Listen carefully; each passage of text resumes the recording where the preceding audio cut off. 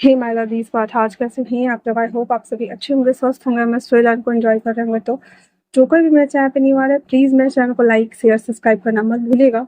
और अगर आप लोगों को मेरे स्टोरी लाइन उसके प्लॉट पसंद आ रहे हैं तो प्लीज़ मुझे कमेंट्स करके अप्रिशिएट करना भी मत भूलिएगा। जैसा भी लगे आप लोगों को मुझे ज़रूर बताइएगा।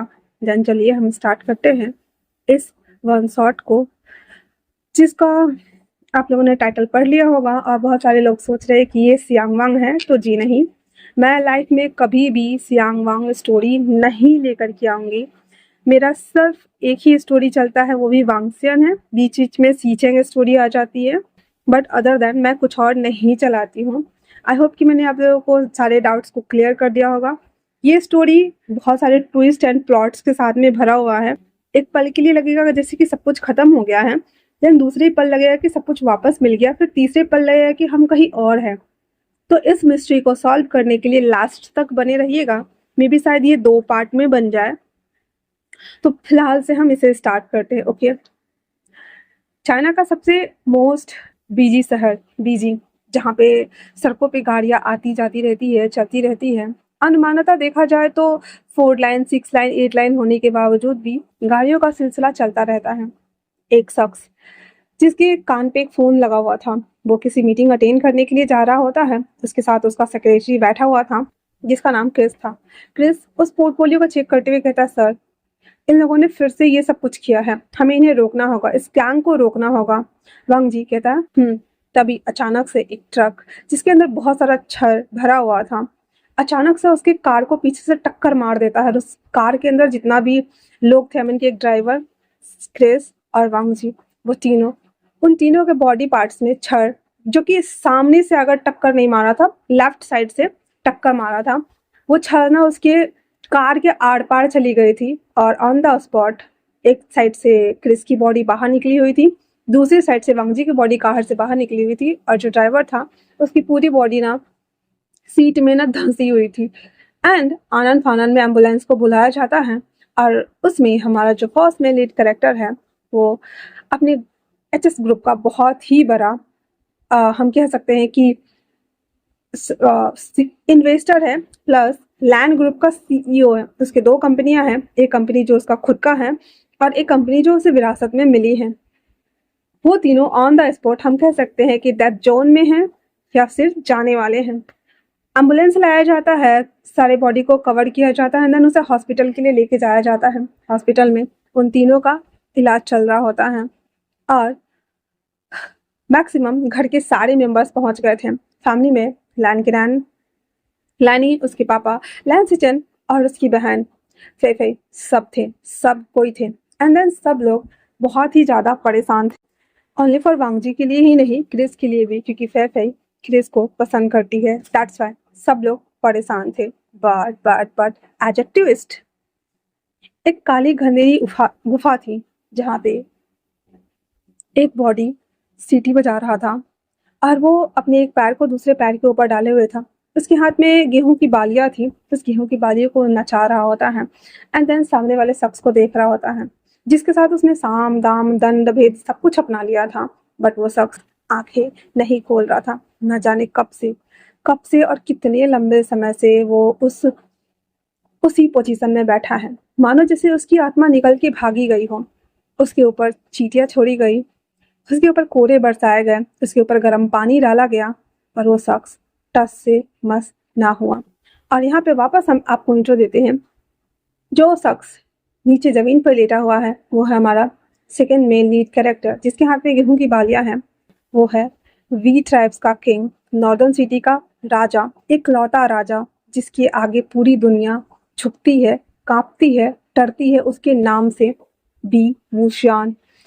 उसे सब लोग अंधेरे की दुनिया का बादशाह भी बुलाते हैं। वहीं सामने वाला शख्स, जिसकी आत्मा शायद ही निकल के भाग गई है, वो है हमारा फर्स्ट मेन लीड कैरेक्टर वांग जी। वो लगभग कई हजार सालों से एक ही जगह पे एक ही पोस्चर में बैठ करके मेडिटेशन कर रहा है। उसकी फैमिली कौन थी, वो किस जगह से बिलोंग करता है, किसी को नहीं पता है। वो इकलौता ऐसा शख्स है जो हम कह सकते हैं कि वो उस फैमिली से या किसी से भी वो बिलोंग करता ही नहीं है। वहां पे बैठा हुआ अपने हाथों को गेस्चर को चेंज किए हुए, बस उसके ऊपर इतने सारे अत्याचार किए हैं इस किंग ने कि अगर उसकी जगह पे कोई और मॉन्क या साधु होता तो वो उठ के भाग जाता। पर इस मॉन्क ने ना ही तो आंखें खोली हैं, ना ही अपनी बॉडी गेस्चर को ओपन किया है। तभी अचानक से धीरे धीरे उसे किसी की गहरी सांस का एहसास होता है। वो जो किंग हमारा बी भूषण था, वो जब पलट कर देखता है तो देखता है कि उस मॉन्क के चेहरे पे पसीना आ गया हुआ है। वी भागते हुए उसके पास आता है, उसके चेहरे पे एक ईविल वाली स्माइल थी। एंड उसे देखते हुए कहता है, तो पूरे 3 मंथ बाद फाइनली आप जाग ही गए। इतना बोलकर हमारा जो विंग था वो बड़े प्यार से अपने हाथों के स्लीप से उसके पसीने को पोंछ रहा होता है। फटाक से वो मॉन्क आईज ओपन करता है, देन हांफता है। सामने वाले शख्स को देख करके उसकी आंखें काफी बड़ी हो गई थी और उसे वो धक्का दे देता है, जिस वजह से वी भूषण पीछे हो जाता और कहता है, आपकी हिम्मत कैसे हुई हमें इस तरह से धक्का देने की।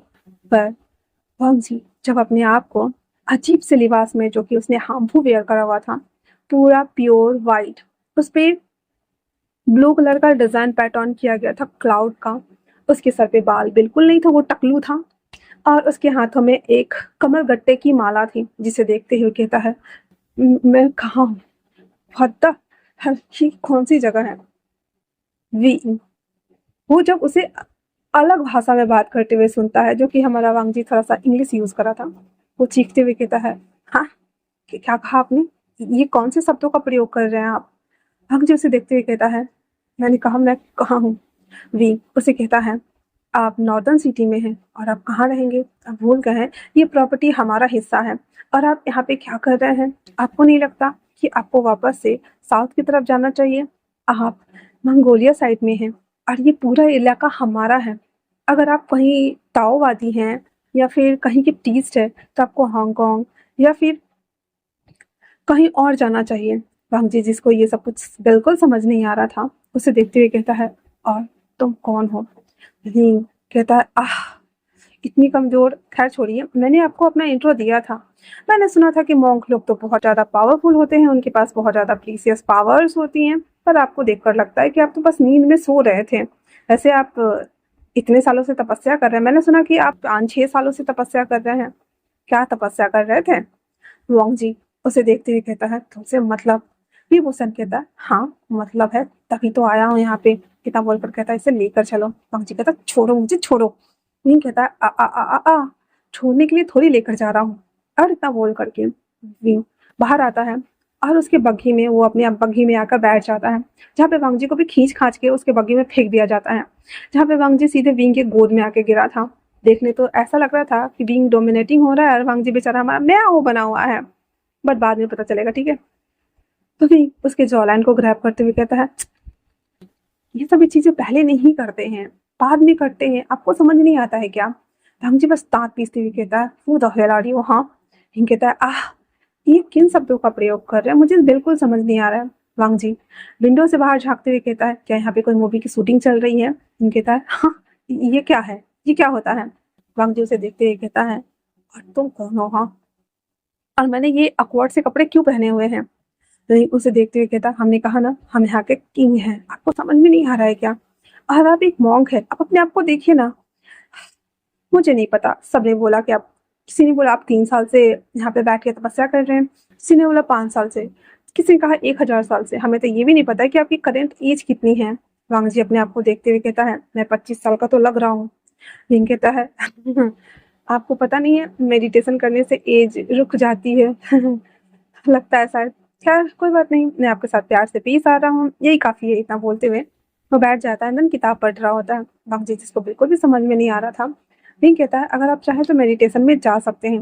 वांग जी जिसका सर घुमा हुआ था और वो याद कर रहा था, तो अपनी सेक्रेटरी के साथ बात कर रहा था और वो फोन पे लगा हुआ था, अचानक से एक जोरदार झटका एंड देन बहुत सारी चीजें उसके सीने के आर पार हो गई थी। वो अपने कपड़े को जब ऐसे खोलता है तो विभूषण कहता है, ऐसे मत करा कीजिए आप, वरना मैं पकी में ही शुरू हो जाऊंगा। राम जी उसे देखते हुए कहता है, क्या बकवास कर रहे हो। विंग कहता है, आपको समझ में नहीं आ रहा है मैं क्या कह रहा हूँ। हाँ बिल्कुल समझ नहीं आ रहा है। और विंग यहाँ पे ना कुछ ज्यादा ही डोमिनेट हो रहा था। वांग जी उसको धक्का दे देता है और कहता है, मुझसे दूर रहो। ही उसियान कहता है, हाँ मुझे पता है मैं आपसे दूर ही तो हूँ, पर वही तो करने की कोशिश कर रहा हूँ। और इतना बोलते हुए वो वापस से बैठ जाता है। राम जी बार बार रिपीटेड फॉर्म में उन सारे पैटर्न को सोच रहा होता है और कहता है कि कहाँ आ गया वो यहाँ से कैसे जाएगा, किस कौन सी जगह है। 1 घंटा सफर तय करने के बाद नॉर्दर्न सिटी का पैलेस, जहाँ पे वो बग्गी रुक जाती है। और विंग कहता है तो अब उतरने के लिए तैयार हो जाइए। इतना बोलकर विंग बाहर निकलता है, जिसके 2 हाथ पकड़कर उसे उतारे जाते हैं। विंग ने ब्लैक कलर का ड्रेस वेयर किया हुआ था। उसके पीछे बहुत बड़ा सा लॉन्ग जो हार्मफुल का सेट रहता वो था, जो कि लहराते हुए जा रहा था। उसके बाद वांग जी जब देखता है कि वो नहीं आया है तो विंग ऐसे कहता है आपको नहीं आना है। वांग जी जब उसके अंदर से बाहर निकलता है, उसका ऑरा देखने लायक था। उसके चेहरे पे तेज थी, अलग ही आभा झलक रही थी। विंग उसे देखते हुए कहता है कितने सालों बाद आप उजाले का दर्शन कर रहे हैं। विंग कुछ भी नहीं कहता है। एंडन कहता है वांग जी कुछ भी नहीं कहता। एंडन कहता है अपने काम से काम रखो। विंग कहता है हाँ ठीक है। उसके बाद वो ऊपर जाने लगता है। वांग जी उसके पीछे पीछे चल रहा होता है। जितने भी वहाँ पे लोग थे, वांग जी को देखने से लग रहा था जैसे सच में चाइना की किसी बहुत बड़ी मूवी की शूटिंग चल रही है। हर सिंगल पर्सन वी भूसेन को मत्थे टेक रहा था, मतलब ऐसे ग्रीट कर रहा था, अपनी नजरों को नीचे किए हुआ था। वो जब ऊपर आता है जहाँ पे उसका जनरल झांग छे उसके सामने में खड़ा होकर उसे ग्रीट करता और कहता है किंग आप कहाँ गए थे और पूरे 3 मंथ बाद आ रहे हैं। वी भूषण उसे कंधे पे टैप टैप करते हुए कहता है मैं 3 मंथ के लिए नहीं था, तो क्या तुमने पैलेस को अच्छे से देखा। चांग चिंग कहता है हाँ हमने देखा, हमने मंगोलिया के पूरे बॉर्डर को कवर किया हुआ है ताकि दुश्मन हम पे हमला ना कर सके। और आप अपने प्लान में सक्सेस हुए। चांग चिंग की बात सुनने के बाद किंग कहता है वो देखो, जहाँ पे वांग जी एक एकदम प्योर ताओ जो मॉन्क होते हैं उस फॉर्म में था, वो आ रहा होता है। वो कहता है सच में तो आपने इन्हें जगा दिया। विंग कहता है मैंने इन्हें जगा दिया। इतना बोल करके और वो अंदर चला आता है जहाँ पे वांग जी सभी चीज़ों को देख रहा होता है। उसे सब कुछ रियल लग रहा था और वो ना हर जगह कैमरा ढूंढ रहा था, पर कैमरा का कहीं पे भी नामो निशान नहीं था। झंग झंग उसे देखते हुए कहता है आपको सत सत नमन। और वांग जी को वो ग्रीट करता है। वांग जी तो डर गया था, कहता है कि क्या बकवास है। चांग चंग को उसकी लैंग्वेज समझ ही नहीं आ रही थी। दैट्स व्हाई उसे देखते हुए कहता हम कुछ समझे नहीं, आपने क्या कहा। वांग जी कहता है यहाँ पे कौन सी मूवी की शूटिंग चल रही है। तो चांग चंग कहता है ये मूवी क्या होता है और आप भूल गए हैं आप एक मॉन्क हैं, अगर आपको पता होगा तो आप खुद से जान जाइएगा। इतना बोल करके और वो उसे अंदर आने के लिए कहता है। वांग जी सब चीज़ को देखते हुए जब अंदर आता है, विंग अपने कमरे में चला गया हुआ था। वांग जी के ठहरने के लिए एक अलग से कमरा बनाया गया था। वांग जी उस कमरे में आके ठहरा हुआ था। उन सभी चीज़ों को देखने से वांग जी को लग रहा था कि वो शायद से समय परिवर्तन कर चुका है। उन सभी चीज़ों को देखते हुए उसे बार बार वो सभी चीज़ें याद आ रही थी जहाँ पे सुबह में ही उसने अपनी फैमिली के साथ में बैठ के नाश्ता किया था और वो वहाँ से निकल गया था। वांग जी वहाँ पे बैठा ही था, तभी जियांग सिंह कहता है ऐसे मैं आपको बता दूं आपके भाई भी यहीं पे हैं और आपको उनसे मिल लेना चाहिए। तो वांग जी को कुछ समझ नहीं आता है। दैट्स वाई वो वहाँ पे खड़ा रहता है। उसके जाने के थोड़ी ही देर बाद उस कमरे में एक शख्स का दाखिल होता है। वोसू का जो राजकुमार था लैन सिचेन, वो उससे मिलने के लिए आता है। लैन सिचेन वांग जी से बड़ा है और लैन सिचेन भी अकल्ट स्पिरिचुअल को प्रैक्टिस करते हैं इन यांग एनर्जी को बैलेंस करते हुए, और उनका पार्टनर है मेंग याओ। दैट्स वाई लैन सिचेन और मेंग याओ दोनों की एज काफ़ी ज़्यादा बड़ी है। वो दोनों जब अंदर आते हैं तो वांग जी उसे देखते हुए कहता कको आप यहाँ क्या कर रहे हैं। सिचेन कहता है ये बात तो हमें तुमसे पूछनी चाहिए, तुमने तो सेक्लूजन का बोला था, अभी 500 साल ही हुए हैं और तुम इतना जल्दी बाहर कैसे आ गए। क्या तुमने वो दीक्षा हासिल कर ली जिससे कि तुम ड्रैगन में बदल सकते हो। हम जी कहता है नहीं मुझे नहीं पता कि मैंने क्या किया है, बट आप ये सब क्या बोल रहे हैं और हम यहाँ क्या कर रहे हैं। हाँ आज सुबह मेरा एक्सीडेंट हुआ था और आप मुझसे ऐसी बातें कर रहे हैं। सीचन उसे देखता है देन कहता है वांग जी ये क्या कह रहे हो तुम। वांग जी कहता है मैं सच कह रहा हूँ। सीचन उसके माथे पे हाथ रखते हैं और लास्ट मेमोरी जो कुछ भी था वो सब देखता है और कहता है ऐसा नहीं हो सकता। क्या तुम्हारी सोल क्या वो तुम्हारी सोल कहीं और डायमेंशन में चली गई है। वांग जी कहता है मतलब। कहता है अगर एक सोल लंबे समय तक एक बॉडी में रहती है और अगर बॉडी शिथिल हो जाती है तो वो सोल कहीं और बर्थ लेती है और अपने किए गए कर्मों को भुगतान करती है। मान लो कि अगर इस लाइफ में तुम्हारे साथ कुछ बुरा होने वाला है, पर अगर हमारे पास अच्छी स्पिरिचुअल पावर है तो हम अपनी उस सोल को कॉवरिंग के लिए किसी और डायमेंशन में भेज सकते हैं और वहाँ पे वो सोल वो काम करेगी और इस जन्म का कर्मा कट करेगी। वांग जी जो कि अभी भी इस बात को नहीं समझ पाया था तो कहता है फिर मैं यहाँ क्या कर रहा हूँ। तो सीचन कहता है ये तो मुझे नहीं पता, बट अगर तुम्हारी सोल कहीं और गई है तो तुम हो सकता है कि किसी और डायमेंशन से हो। तो वो कहता है हाँ, ये सब मुझे कुछ समझ नहीं आ रहा है, बस मुझे इतना पता है कि आज सुबह मेरा एक्सीडेंट हुआ है। सीचन उसकी बातों को उसकी आंखों में देख पा रहा था। कहता है ये बात किसी से मत कहिएगा कि आप इस टाइम से नहीं है, क्योंकि आप भविष्य से यात्रा करते हुए यहाँ आए हैं। इतना सुनना हुआ ही था तो वांग जी उसके पैरों तले जमीन खिसक गई थी और वो कहता है "तो भविष्य से मतलब कि ये कौन सी ईस्वी है। सीजन कहते हैं ये 300 बीसी है और आप इस बीसी में आए हैं जहाँ पे सभी चीजें जीवंत है। इवन पेड़ पौधे पत्ती दीवारें हर चीज जीवंत है। उसे स्थिरता दिया जाता है ताकि वो आकार ले सके। आपके पास भी बहुत पावर है, आपने तो ड्रैगन साधना करने की उपाधि ली थी ना। हाँ, तो आपके पास तो पावर होनी चाहिए, अपने पावर को इन्वोक कीजिए। वांग जी कंफ्यूज होते हुए कहता है पर ये मेरी बॉडी नहीं है, मैं इसे इन्वोक कैसे कर सकता हूँ। वांग जी कहता है जब तुम्हारी सोल को इस बॉडी की आदत लग जाएगी पावर भी इन्वोक हो ही जाएगी। वांग जी कहता है पर वो मुझे यहाँ क्यों लेकर आए हैं। सीचन कहते हैं एक्चुअली में जो यहाँ के जो पहले किंग थे और वो विंग के पापा और मम्मी है, उनकी तबीयत बहुत ज़्यादा खराब है। किसी ने कहा कि आपके पास जो वो कमल पुष्प है जिसे आप लेकर के गए हैं साधना में, अगर आप वो अपने हृदय से निकाल कर उसे दे दे तो शायद वो ठीक हो जाएंगे। वांग जी कहता है बट मैं ये कैसे कर सकता हूँ। नहीं तो आपको अपने ब्लड की सेक्रीफाइस करके एक दवाई तैयार करनी होगी और उससे उन्हें ठीक करना होगा, क्योंकि जो हमारे किंग हैं जो पूरे नॉर्थर्न साइटन से जो साउथर्न सिटी को चलाते हैं वो हमारे किंग है, तो वो कुछ भी कर सकते हैं। हम छोटे छोटे ट्राइब्स में रहते हैं तो हम उनका सामना भी नहीं कर सकते हैं। इसीलिए आपको वो लाने के लिए गए थे, या तो आप उन्हें वो दे दे या फिर उनसे कुछ नई चीज़ों को आविष्कार करके आप उन्हें दे दे।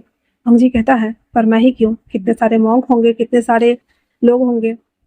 सीजन उसके शोल्डर पर टैप करते हुए कहता है आप एक प्योरेस्ट फॉर्म है। जब आप पैदा हुए थे तो एक आइज आपकी ब्लू कलर की थी और एक आइज नॉर्मल थी। इसका मतलब था कि आपके अंदर नेचर को नर्चर करने की पावर थी।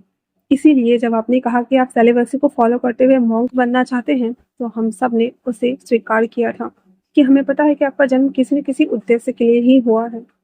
हम चीज़ों की टोटली कंफ्यूज था। एंड कहता है तो फिर इसीलिए उन्हें ये बात पता चली कि आपके हृदय में जो कमल है वो अपने आप ही खिल उठता है साल में एक बार, और उसमें से कुछ पत्ते झड़ जाते हैं और वो कमल फिर से बंद हो जाता है 1 सालों के लिए। जब वो पत्ते आए उस पत्ते से दवाई बनाए और उनके आमीन की हमारे किंग जो है उनकी जान बचाए।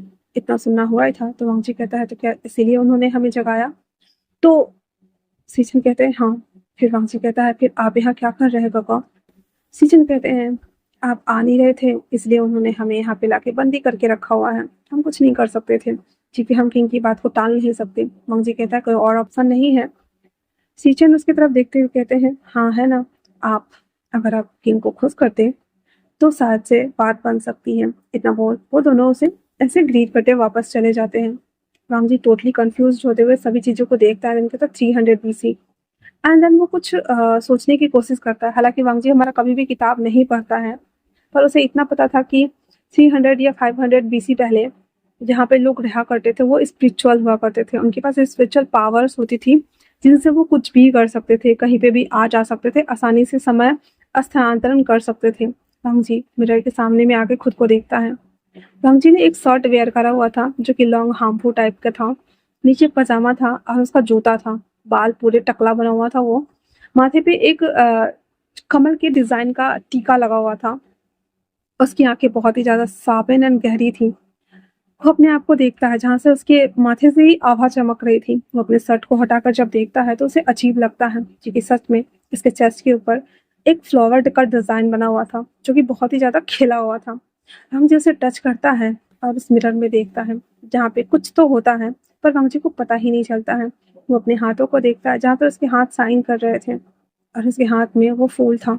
इसे देखकर वांग जी डर जाता है एंड वो फूल को उस पर रख देता है और पीछे हो जाता है, जहाँ पे अचानक से विंग से उसकी टक्कर हो जाती है। विंग जिसने सब नीचे पजामा वगैरह वेयर किया हुआ था पर ऊपर का हांपू पूरा खुला था। तांजी ये टक्कर विंग की खाली पड़ी बॉडी से होती है, जिसे ऐसे फील होते ही वांगजी जब मुड़ता है तो कहता है, ये क्या करने की कोशिश कर रहे हो। विंग उसे देखते हुए कहता है, मैंने आपके बारे में जितना सुना था उससे आप बिल्कुल अलग हैं। मुझे तो लगा था कि आप लोगों को छूते तक नहीं हैं, पर आप तो मेरे ऊपर गिर गए हैं। आपने ऐसा क्यों किया।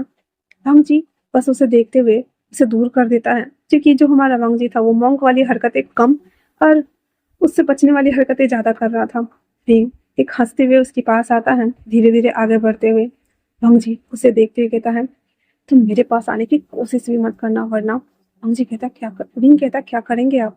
वांगजी कुंफू वाले स्टाइल में ना उसके सामने में हाथ को फैला लेता है। विंग जो कि सस्पिशियस लोग के साथ में उसे देखते हुए कहता है, ये क्या है। वांगजी कहता, मेरे पास तो आओ। इतना बोलना हुआ था तो विंग जैसे ही कदम बढ़ाता है, वांगजी उसके हाथों को मरोड़ कर सीधे बेड पे फेंक देता है। विंग का एक हाथ आगे की तरफ था, दूसरे हाथ को उसने पीठ पे पकड़ा हुआ था और वांगजी उसके ऊपर पूरा अपनी बॉडी को प्रेस कर रहा था, जहाँ पे पहली बार विंग को ये एहसास अंदर तक झकझोर रहा था। और वो वांगजी को देखते हुए कहता है, आप कुछ और करने वाले हैं क्या। वांगजी जब ये सुनता है और अपनी हालत देखता है उसके ऊपर से हट जाकर कहता है, मुझसे दूर रहो वरना। विंग उसके पास आता है और कहता है, ऐसा तो हो नहीं सकता। और इतना बोलकर वो दो तीन लोगों को अंदर बुलाता है, जो वांगजी को लेकर के पकड़ के बेड पे रख देता है, उसके हाथों को बांध देता है। विंग उस फूल को उठाता है, सबको बाहर भेजते हुए, और अपने ऊपर वाले हांफों को उतार कर उसके करीब बढ़ता है और उसके ऊपर आ जाता है दोनों टांगों के बीच में। उस फूल से उसकी पूरे बॉडी को टच करते हुए कहता है, अब आप मुझे बताएंगे इससे औषधि आप कब बनाने वाले हैं, जिससे कि मेरे जो पिताजी हैं वो ठीक हो जाए। हाँ, वांगजी को तो हमारे कुछ आता जाता था नहीं, इसलिए वो कह देता है, मुझे नहीं पता, और किसी हीलर को बोलो या डॉक्टर को बोलो, वो ठीक कर दे। हीलर बोला था तो विंग ने समझ लिया था, जैसे डॉक्टर बोला वो कहता, कहा आपने। वांगजी इरिटेट होते हुए कहता, मैंने कहा किसी वैद्य को बोलो कि इसे ठीक कर दे, मुझे नहीं पता कि कैसे करना है। विंग उसे कहता है, कोई बात नहीं, पर आप इतने ज्यादा परेशान क्यों लग रहे हैं। मैं तो अब बस आपको। वांगजी कहता है, मेरे ऊपर से हटो। मैंने कहा अभी हटो। अर्चना बोलकर उसे ऐसे फूंकता है, विंग ना उसके ऊपर से सीधे हट जाता है। एंड कहता है, सच में आपके पास पावर तो बहुत ज्यादा है। इतना बोलकर विंग उसका टांग खींचता है और फिर उसके ऊपर आता है एंड देन उसके बॉडी को स्लिप करते हुए कहता है, और आपकी बॉडी से ये आती भीनी भीनी सी चंदन की स्मेल, आपको नहीं लगता कि आपके अंतर्मन को आज मुझे अंदर तक झकझोर देती है। वांगजी को कुछ समझ नहीं आता, पर विंग उस फूल को लेकर वहां से चला जाता है। विंग अपने हाथों को वांगजी अपने हाथों को देखता ही रह जाता है। विंग स्माइल करते वहां से निकल गया था। थोड़ी देर बाद जो उन लोगों ने उसे बांधा था उसे आकर के वो खोल देते हैं, और जो हमारा विंग था वो उसे राज्य वैद्य को देते हुए कहता है, इससे दवाई बनाए पिताजी के लिए। फिर विंग अपने सारे कपड़े को अच्छे से पहन लेने के बाद अपने राजकाज का काम देखना स्टार्ट कर देता है, जहाँ पे जो सेनापति हमारा जियांग सिंह था वो बताता है कि बॉर्डर साइड पे थोड़े बहुत प्रॉब्लम्स आ रहे हैं और बाहर से कुछ लोग अंदर घुसने की भी कोशिश करते हैं, तो हमने कड़ा पहरा लगाया हुआ है, आप चाहे तो एक बार देखने जा सकते हैं। किंग कहता है, अभी हमारी मोस्ट प्रायोरिटी है हमारे पिताजी, क्योंकि आपको पता है कि हमारे पिताजी के पास 8 बल हैं और उनमें से अगर एक बल भी उनके साथ चला जाता है तो उनकी आत्मा बहुत ही ज़्यादा पावरफुल होगी, इसलिए उनकी आत्मा को भी लोग लेने की कोशिश करेंगे। तो उनसे पहले उन सारी शक्तियों को हमें किसी ना किसी चीज़ में एकत्रित करना होगा, इसके लिए पहले पिताजी को स्वस्थ होना होगा। क्योंकि तुम्हें भी पता है जियांग सिंह, मेरे पिताजी को जहर दिया गया है। इतना सुनना हुआ था तो जियांग सिंह कहता है, हाँ सही कहा आपने। और उसके बाद वो लोग अपने पिताजी को देखने आ जाते हैं, जहाँ पे वो राजवैद उस कमल से उसका इलाज करने वाला था। उसे वो पीस कर ऐसे सूप बनाता है और कहता है, मैं इसे पिला कर देखता हूँ। वांगजी के बारे में सोच रहा होता है और कहता है, ठीक है। उसके बाद उसके पिताजी को वो औषधि पिलाई जाती है। विंग धीरे धीरे करके अपने पिताजी के करीब आते हुए कहता है, अगर आप ठीक हो जाएंगे तो हमसे ज़्यादा खुश कोई नहीं होगा। आपके पास जो 8 बल है हम उसे एकत्रित करेंगे ताकि भविष्य में वो हमारे बच्चों के काम आए, है ना पिताजी।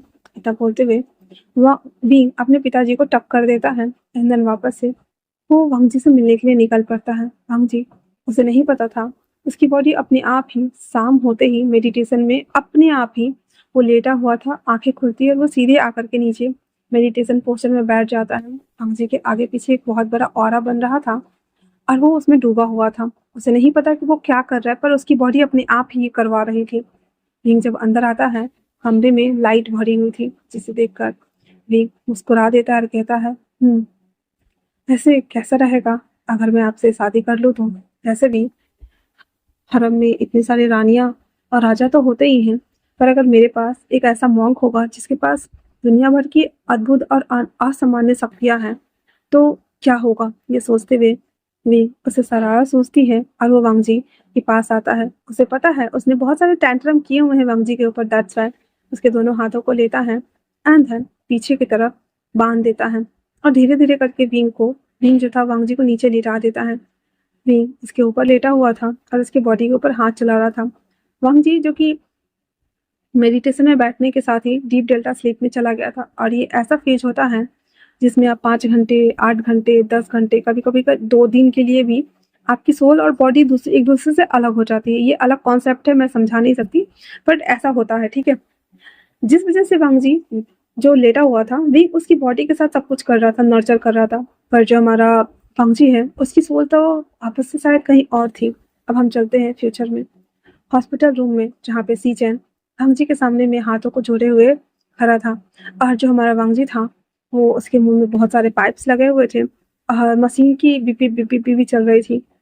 वांगजी अपने बॉडी में जाने की लगातार कोशिश कर रहा था, पर वो जा नहीं पा रहा था। वो आवाज लगाते हुए कहता है, गगा मैं हाँ हूँ, मुझे देखिए, गगा गगा मैं हाँ हूँ, मुझे देखिए, कोई तो होगा जो मुझे देखेगा, कोई तो होगा जो मुझे समझेगा, कोई तो होगा मुझे देखेगा।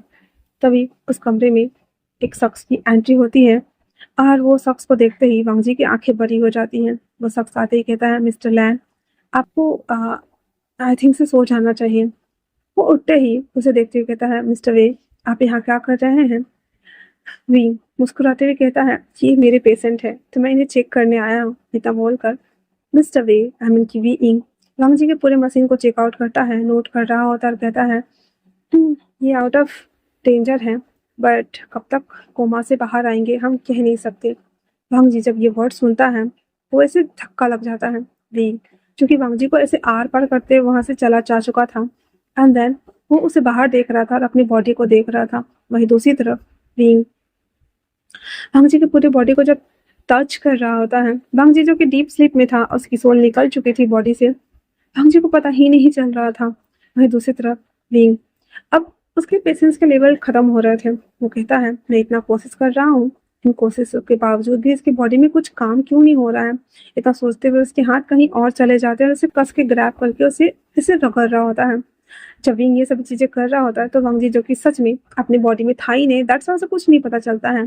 पर विंग जिसको अब पेशेंस एकदम खत्म ही हो गया था, उसके कानों को काट देता है, जिस वजह से जो वांगजी की सोल थी वापस से उसकी बॉडी में आ जाती है और वो आंखें खोलते ही उसे धक्का देने की कोशिश करता है। उससे पहले उसका हाथ बंधा हुआ था।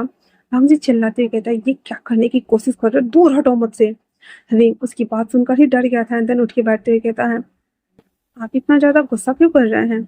मैं तो आपकी बस मदद कर रहा था। देखिए, वांगजी जब अपनी हालत देखता है उसे खुद पे ही इतनी ज्यादा गुस्सा आ रही थी, कहता क्या बकवास लगा रखा है, हाँ, जहाँ एक तरफ मेरा तुम इलाज कर रहे हो वहीं दूसरी तरफ ये क्या कर रहे हो? विंग कंफ्यूज होते हुए कहता है, पर मैं आपका इलाज क्यों करूंगा, आप तो सही सलामत है। वांगजी जब अपने आप को फिर से देखता है वो अफसोस करते हुए कहता है, मेरी बॉडी क्या फ्यूचर और पास्ट में फंस गई है? मेरी बॉडी यहाँ है और मेरे सोल यहाँ है। मेरा इलाज करने वाला मेरे सामने है जो मुझे अभी परेशान कर रहा है। उसे देखते हुए कहता है, क्या तुम्हें हीलिंग आती है? विंग उसे कंफ्यूज होते हुए कहता है, नहीं, मुझे लोगों को मारने में मजा आता है पर मैं आपको मारूंगा नहीं। आप मुझे काफी पसंद आए और मैं आपसे शादी करना चाहता हूँ। वांगजी के तक तोते उड़ गए, फिर कहता है, हाँ? विंग कहता है, हाँ, मैं आपसे शादी करना चाहता हूँ, मैं आपको पसंद करता हूँ, मैंने अभी आपको डेमो तो दिया ना। वांगजी उसे देखते हुए कहता है, तुम जानते हो और इस डायमेंशन में भी, आई मीन कि इस टाइम जोन में भी 2 मैन शादी करते हैं क्या? विंग कहता है, 2 मैन शादी करने से क्या मतलब है आपका? किसी और जगह भी होता है क्या? वांगजी कैसे बताए कि वो जहाँ से आया है वहाँ पे अब ये आम बात हो गई है, 2 लड़के की शादी करना, 2 लड़कियों की शादी करना और सभी चीजें। इसलिए वो कुछ नहीं कहता है एंड देन कहता है, आप मुझसे शादी क्यों करना चाहते हैं?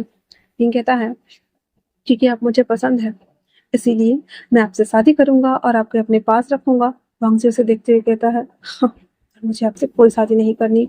क्या उस पुष्प का काम हो गया है तो आप मुझे लौटा दें। विंग कहता है, अभी पिताजी को होश नहीं आया है, दैट्स वाई मैं आपको नहीं दे सकता, पर अगर आप चाहें तो आप कुछ और कर सकते हैं। तभी वांग जी अचानक से उसे कुछ एहसास होता है और वो विंग को अपनी तरफ खींच लेता है। एक तीर विंग के ऊपर आके लगी थी, जो कि उसके कपड़े को चीरते हुए सीधे मिरर में जाके लग जाती है, जहाँ पे विंग वांग जी के ऊपर था और विंग की दिल की धड़कन फिर से बढ़ी हुई थी। विंग कहता है, आपने मेरी जान बचाई। वांग जी उसे देखते हुए कहता है, डिस्कस्टिंग, और उसको हटा देता है और फिर कहता है, आपकी। और इतना बोलते ही वो फिर से वापस से एक पोस्चर में खड़ा हो जाता है, जहाँ पे एक पैर पे वो खड़ा था, दूसरा पैर उसके पैर में फंसा हुआ था एक स्नैक शेप में। एंड वो उस तीर को, जो कि एक ही बार में 4-5 आए थे, सबको पकड़ते हुए वापस जिस दिशा से आया था उस दिशा में उसे वो रिसेंड कर देता है। और जब वो रिसेंड करता है तो जिन लोगों ने वो तीर फेंका हुआ था उसे जाकर के वो लग जाती है। अब जब वो हो जाता है तो हमारा जो हमारा जो वांगजी था वो विंग की जान तो बचा लेता है, पर उस तीर को हाथ से पकड़ने की वजह से उसके हाथ में बहुत सारा ब्लड आ रहा था। विंग अचानक से उसके हाथों को पकड़ के खींच के लेके जा रहा होता है। वांगजी झल्लाते रहते, क्या कर रहे हो, मेरा हाथ छोड़ो अभी के अभी, राइट नाउ। हालांकि हमारे वांगजी के शब्द विंग के तो आधे सर के ऊपर से जाते थे, दैट्स वाई वो कहता है, आपने जो कहा हमें समझ नहीं आया, पर हमारा काम है अभी आपको फर्स्ट एड करना। इतना बोल वो उसे खींच के बिठाता है एंड देन वो आवाज लगाता है कि वैद्य को बुलाया जाए। वांगजी उसे कहता है, उसमें वैद्य की बुलाने की क्या जरूरत है, मैं हाथ साफ करूंगा, कपड़े बांधूंगा, खून रुक जाएगा। विंग उसे देखते हुए उसके हाथों को, यहाँ पे विंग कोई कमजोर नहीं, एक राजा है तो वो बिल्कुल भी कमजोर नहीं है, विंग के पास भी स्पिरिचुअल पावर्स है। एंड देन यहाँ पे दोनों हमारे फिलहाल से हिस्टोरिकल जोन में दोनों एक दूसरे को टक्कर देने वाले, ठीक है। विंग ना फटक से वांगजी का जॉ लाइन ग्रैब करता है, देन कहता है, आपको बहुत ज्यादा नहीं लगता है कि कुछ ओवर रिएक्ट करे, आपने हमारी जान बचाई, इसका ये मतलब नहीं है कि हम आपकी बात सुनेंगे, बोलिए मत, हम यहाँ के किंग हैं, पूरे साउदर्न सिटी को हम चलाते हैं, और अगर आपने हमारे साथ कुछ भी ऐसा वैसा करने की कोशिश भी किया ना, आपका सर हम अलग करवा देंगे। इतना बोल उसको पकड़ के छोड़ देता है। वांगजी बस उसको खींचते हुए देख रहा था अपनी हैवी सांसों के साथ में, जहाँ पे बस वो दांत पीसते हुए मुंह बंद किया हुआ था। वहां पे वैद्य आता है और वांगजी के हाथों को बैंडेज कर देता है। उसके बाद विंग कहता है, ये सब किसने किया है और आप हमारे साथ चलिए। इतना बोल वांगजी को खींचे खींचे लेके जा रहा होता है, जहाँ पे सीचन देखता है कि उसे लेकर जा रहा है। वो ग्रीड करते हुए कहता है, किंग आप हमारे भाई को कहाँ लेकर जा रहे हैं। विंग कहता है, तुम्हारे भाई के कमरे में हमारे ऊपर हमला हुआ है। ये सुनकर वो घबरा जाता है और कहता है, वांगजी का तुम ठीक हो ना। वांगजी कहता है, हम ठीक है, इसलिए हम इसे अपने साथ लेकर जा रहे हैं। इतना बोल विंग फिर से उसे अपने खींचे खींचे लेके जा रहा होता है। अपने कमरे में लाने के बाद वो उसे सीधे नीचे धक्का दे देता है और कहता है, आपको पता है, अगर आपको अभी कुछ हो जाता तो क्या होता हमारा, बोलिए। वांग जी बस उसे धक्का देते हुए कहता है, मुझसे दूर रहो। विंग कहता है, आपसे किसने कह दिया कि हम आपसे दूर होने वाले हैं, यहाँ पे रहिए चुपचाप से। और इतना बोल विंग बाहर आता है, आने के साथ ही सबको आवाज लगाता है। वो सब लोग एक छोटे से मीटिंग हॉल वाले में बैठे हुए थे एरिया में, जहाँ पे जांगचेंग उससे कहता है, किंग हम कैसे पता करें कि कौन हो सकता है, हमला आप पे किसने किया। विंग एक पत्थर उठाकर दे मारता है उसके माथे पर, कहता है, जहाँ से हमला हुआ है उसके आसपास के जगहों को ढूंढो और जो तीर हमें मिला उससे ढूंढो, और हाँ, और अगर किसी को भी पकड़ के नहीं लाए तो वापस मत लौटना। जियांगजेंग का सर थोड़ा सा फूट गया था क्योंकि विंग बहुत ज्यादा गुस्से में था, दैट्स वाई। एंड देन जियांगजेंग ग्रीड करता वहां से चला जाता है। सीचन उसके पास आते हुए कहते हैं, लाइए हम आपको देख दे। विंग उसे झल्लाते हुए कहता है, आपका भाई मेरे पिताजी को ठीक कर दे वही काफी है, इस इलाज का, इस जो चोट लगा है इसका इलाज हम खुद कर लेंगे। इतना बोल विंग एक तो खींच खाया था ही, वो राजवैद्य से कुछ दवाई और सब कुछ लेता है, देन वो लेकर के अपने कमरे में आता है, जहाँ पे वांग जी हाथ जोड़े बाहर की तरफ देख रहा था और उसके हाथ में वही कमल गट्टे का माला था। विंग आते ही कहता है, क्या आपको नहीं लगता कि आपको हमारी मदद करनी चाहिए। इतना बोल करके और उसके पीछे खड़ा हो जाता है। वांग जी को जब एहसास होता है कि विंग उसके पीछे खड़ा है, उस तरफ वो मुड़ जाता है जहाँ पे माथे से ब्लड आ रहा था। वांग जी घबराते हुए कहता है, क्या हुआ है तुम्हें, हाँ, और तुम्हें चोट किसने पहुंचाई, क्या फिर से तुम पे हमला हुआ है। विंग उसकी तरफ एकदम एकदम इंटेंस निगाहों के साथ में बस झुकता है और मुस्कुराते हुए कहता है, हमारे माथे पे चोट लगी है, दवाई लगाएंगे क्या। वांग जी उसके हाथ से वो लेप ले करके पहले तो उसके खून को साफ करता है, वो लेप लगा देता है। विंग कहता है, मैंने सुना था आपके हाथों में हीलिंग पावर है, स्पिरिचुअल पावर बहुत ज्यादा है, क्यों नहीं इस दर्द को कम कर देते हैं। इतना बोल विंग वांग जी का हाथ को लेता है और अपने सीने पर रख देता है। वांग जी को अजीब लगता है, देन हाथ हटा लेता है। विंग एक इविल स्माइल करते हुए कहता है, हाँ, मैं तो भूल ही गया था आप सेलिब्रेसी फॉलो करते हैं, दैट्स व्हाई आप मुझे छू नहीं सकते ना। पर आपको पाना मेरी इच्छा ही नहीं, मेरी दिली ख्वाहिश है, और जब तक मैं आपको नहीं पा लेता तब तक तो मैं चैन से नहीं बैठूंगा। इतना बोलकर विंग वो नहाने के लिए चला जाता है। वांगजी बस विंग को जाते हुए देख रहा था। विंग जब नहाने के लिए गया था तो बहुत सारी लड़कियां आ गई हुई थी इस कमरे में। वांगजी अभी भी स्टिल उसी कमरे में था और ये सभी चीजों को देख रहा था कि लड़कियां अंदर से हंसने की, मुस्कुराने की, चिल्लाने की आवाज आ रही है। वांगजी को ये सब देखा नहीं जा रहा था। दैट्स व्हाई वो बाहर पर्दे से कहता है, अगर यही सब करना है तो हम दूसरे कमरे में जा रहे हैं, मुझे यहाँ नहीं रहना है। वांगजी जब ये बोलता है तो विंग कि सबको बाहर जाने के लिए कह देता है और फिर उस पानी से वो खुद बाहर आ जाता है। विंग ने नीचे एक व्हाइट कलर का पजामा वेयर किया हुआ था, ऊपर उसकी पूरी बॉडी एकदम मस्कुलाइन बॉडी थी, बाइसेप्स और सब कुछ अच्छे से दिख रहा था। वो पर्दा को हटाते हुए वांगजी के करीब आता है और अपने गीले हाथों से उसको गालों को, उसके नेक को छूना स्टार्ट कर देता है, जिस वजह से वांगजी इरिटेट होते हुए कहता है, ये क्या कर रहे हो? हाँ, तुम्हें नहीं लगता कि तुम्हें इस तरह से किसी मैन को सेड्यूस नहीं करना चाहिए? इसके सर्कमस्टेंसेस बहुत बुरे हो सकते हैं। विंग को फिर से उसकी बात समझ नहीं आती और कहता है, आप किन शब्दों का प्रयोग करते हैं हमें बिल्कुल नहीं पता है, बट हाँ, हम इतना जानते हैं, हमारी दिली ख्वाहिश है आपको पाना। इतना बोलकर हंसने लगता है और उसे ऐसे उसके हाथों को लेकर अपने सीने के ऊपर रख देता है, जिससे वांगजी अपना हाथ हटाने की कोशिश करता है, पर विंग हटाने ही नहीं दे रहा था। विंग उसे इतनी कस के ग्रैब किए हुए था कि वांगजी ऐसे गुस्से में घूर कर देखते हुए कहता है, लीव माय हैंड। पर विंग कहता है, हमें आपके शब्द समझ नहीं आते हैं, इसलिए हमें नहीं पता कि आप क्या कह रहे हैं। वांगजी उसके हैंड को अपने दूसरे हैंड से हटाने की कोशिश करते हुए कहता है, हमने कहा मेरा हाथ छोड़ो।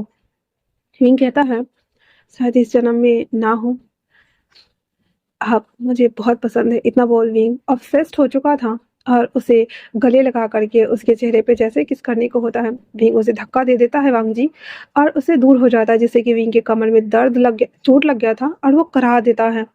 वांगजी उसे देखता है और वहां से वो सीधे उल्टे पैर बाहर आ जाता है। विंग कहता है, ये इतनी आसानी से तो नहीं ही मानेगा और मैं इसे छोड़ूंगा भी नहीं। वो अपने कपड़े को पकड़ते हुए गुस्से में खींचते हुए बाहर आता है। वांगजी को सीधे ला करके नीचे पटक देता है, क्योंकि दोनों भाई एकदम मस्त, तंदुरुस्त, मस्त इंसान है, कोई किसी से कम नहीं। लाइक नहीं, हम नहीं छोड़ पुतरा तो लाइक हम नहीं छोड़ पुतरा ऐसे। तो विंग ने वांगजी को पटक देता है नीचे एंड देन उसके ऊपर आकर के उसके हाथों को ऐसे करके उसके नीचे जैसे झुकने को होता है।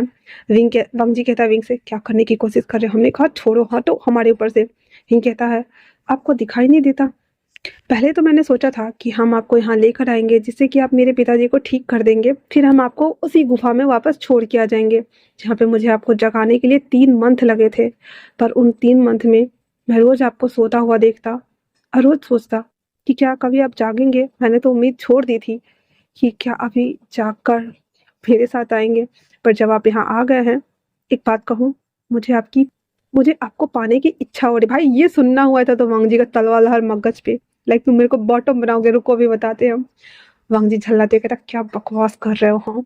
विंग जैसे उसकी तरफ झुकने को होता है, वांगजी उसे सीधा पटक देता है, देन उसके ऊपर आते हुए कहता है, पर मेरे दिल में ऐसी कोई इच्छा नहीं हो रही। इतना बोल विंग के हाथों को अपने पावर से लॉक कर देता है और उसके ऊपर से हट जाता है। विंग अपने हाथों को छुड़ाने की कोशिश करता है, पर वांगजी ने उसे लॉक कर दिया था और वो अपने हाथों को बेचारा शॉक होकर देख रहा था। उसने ऐसा क्या कर दिया कि उसके हाथ लॉक्ड हो गए हैं। विंग झल्लाते हुए कहता, हमारे हाथ खोले वरना अच्छा नहीं होगा। वांगजी कहता है, मुझे नहीं पता ये कैसे खुलता है। विंग कहता है, आपने किया है और आपको पता ही नहीं है?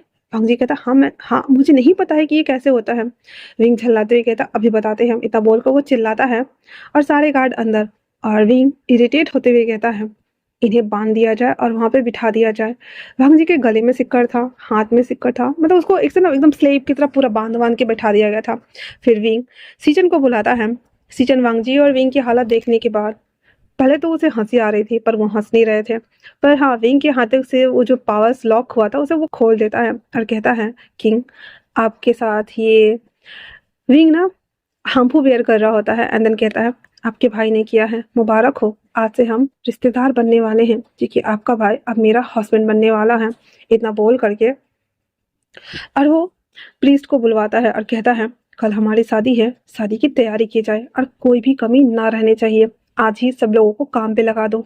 सीजन के तो पैर तले जमीन खिसक गए थे और वांगजी की तो एकदम मुंह बन गया था। वो चिल्लाते हुए कहता, क्या पागल हो गए हो? मुझे तुमसे शादी नहीं करनी है। विंग कहता है अब तो हम करके रहेंगे और ये हमारा सत्यता की प्रमाण देगा जब कल आप हमारे हो जाएंगे। इतना बोल विंग वहां से गुस्सा करते हुए गुसल खाने की तरफ चला जाता है जहाँ पे बहुत सारी लड़कियां थी और विंग के आजू बाजू बैठकर उन्हें मनाने की पुचकारने की कोशिश कर रही थी। विंग जो कि गुस्से में एकदम पिनका हुआ था, उसको बार बार वही याद आ रहा था कि वांगजी ने उसे कैसे टॉर्चर किया था। दैट्स वाई वो बस पिए जा रहा था, पिए जा रहा था, पिए जा रहा था और वो सो जाता है। अगले दिन जब उसकी नींद खुलती है वहाँ पे बहुत सारे परिधान रखे हुए थे जिसे देखकर विंग कहता है ये वाला हमें पहनाया जाए। और विंग ने आज फिर से ब्लैक ही वेयर किया हुआ था। उसके ऊपर बहुत सारे जरी के काम करे गए थे और वो उसे वेयर कर रहा होता है। सभी लोग उसे एक एक करके सभी चीजें पहना दी जाती हैं। विंग के माथे पे फाइनली जो ताज होता है नॉर्दर्न सिटी का वो लगा दिया जाता है। विंग अपने आप को उसमें देखता है। अब विंग की आंखों में वांगजी के लिए जो ऑब्सेशन था वो तो था, पर उसकी जगह पे था नफरत, गुस्सा और शायद बदले की भावना। विंग अपनी लॉन्ग हार्मफू के साथ में वो बाहर निकल के आता है जहाँ पे वांगजी पहले तो तैयार ही नहीं हो रहा था। जब विंग को पता चलता है कि वो तैयार नहीं हो रहा है तो विंग कहता है उसे लेकर के ऐसे ही बाहर आ जाओ, जहाँ पे सीचन और वो दोनों खड़े थे।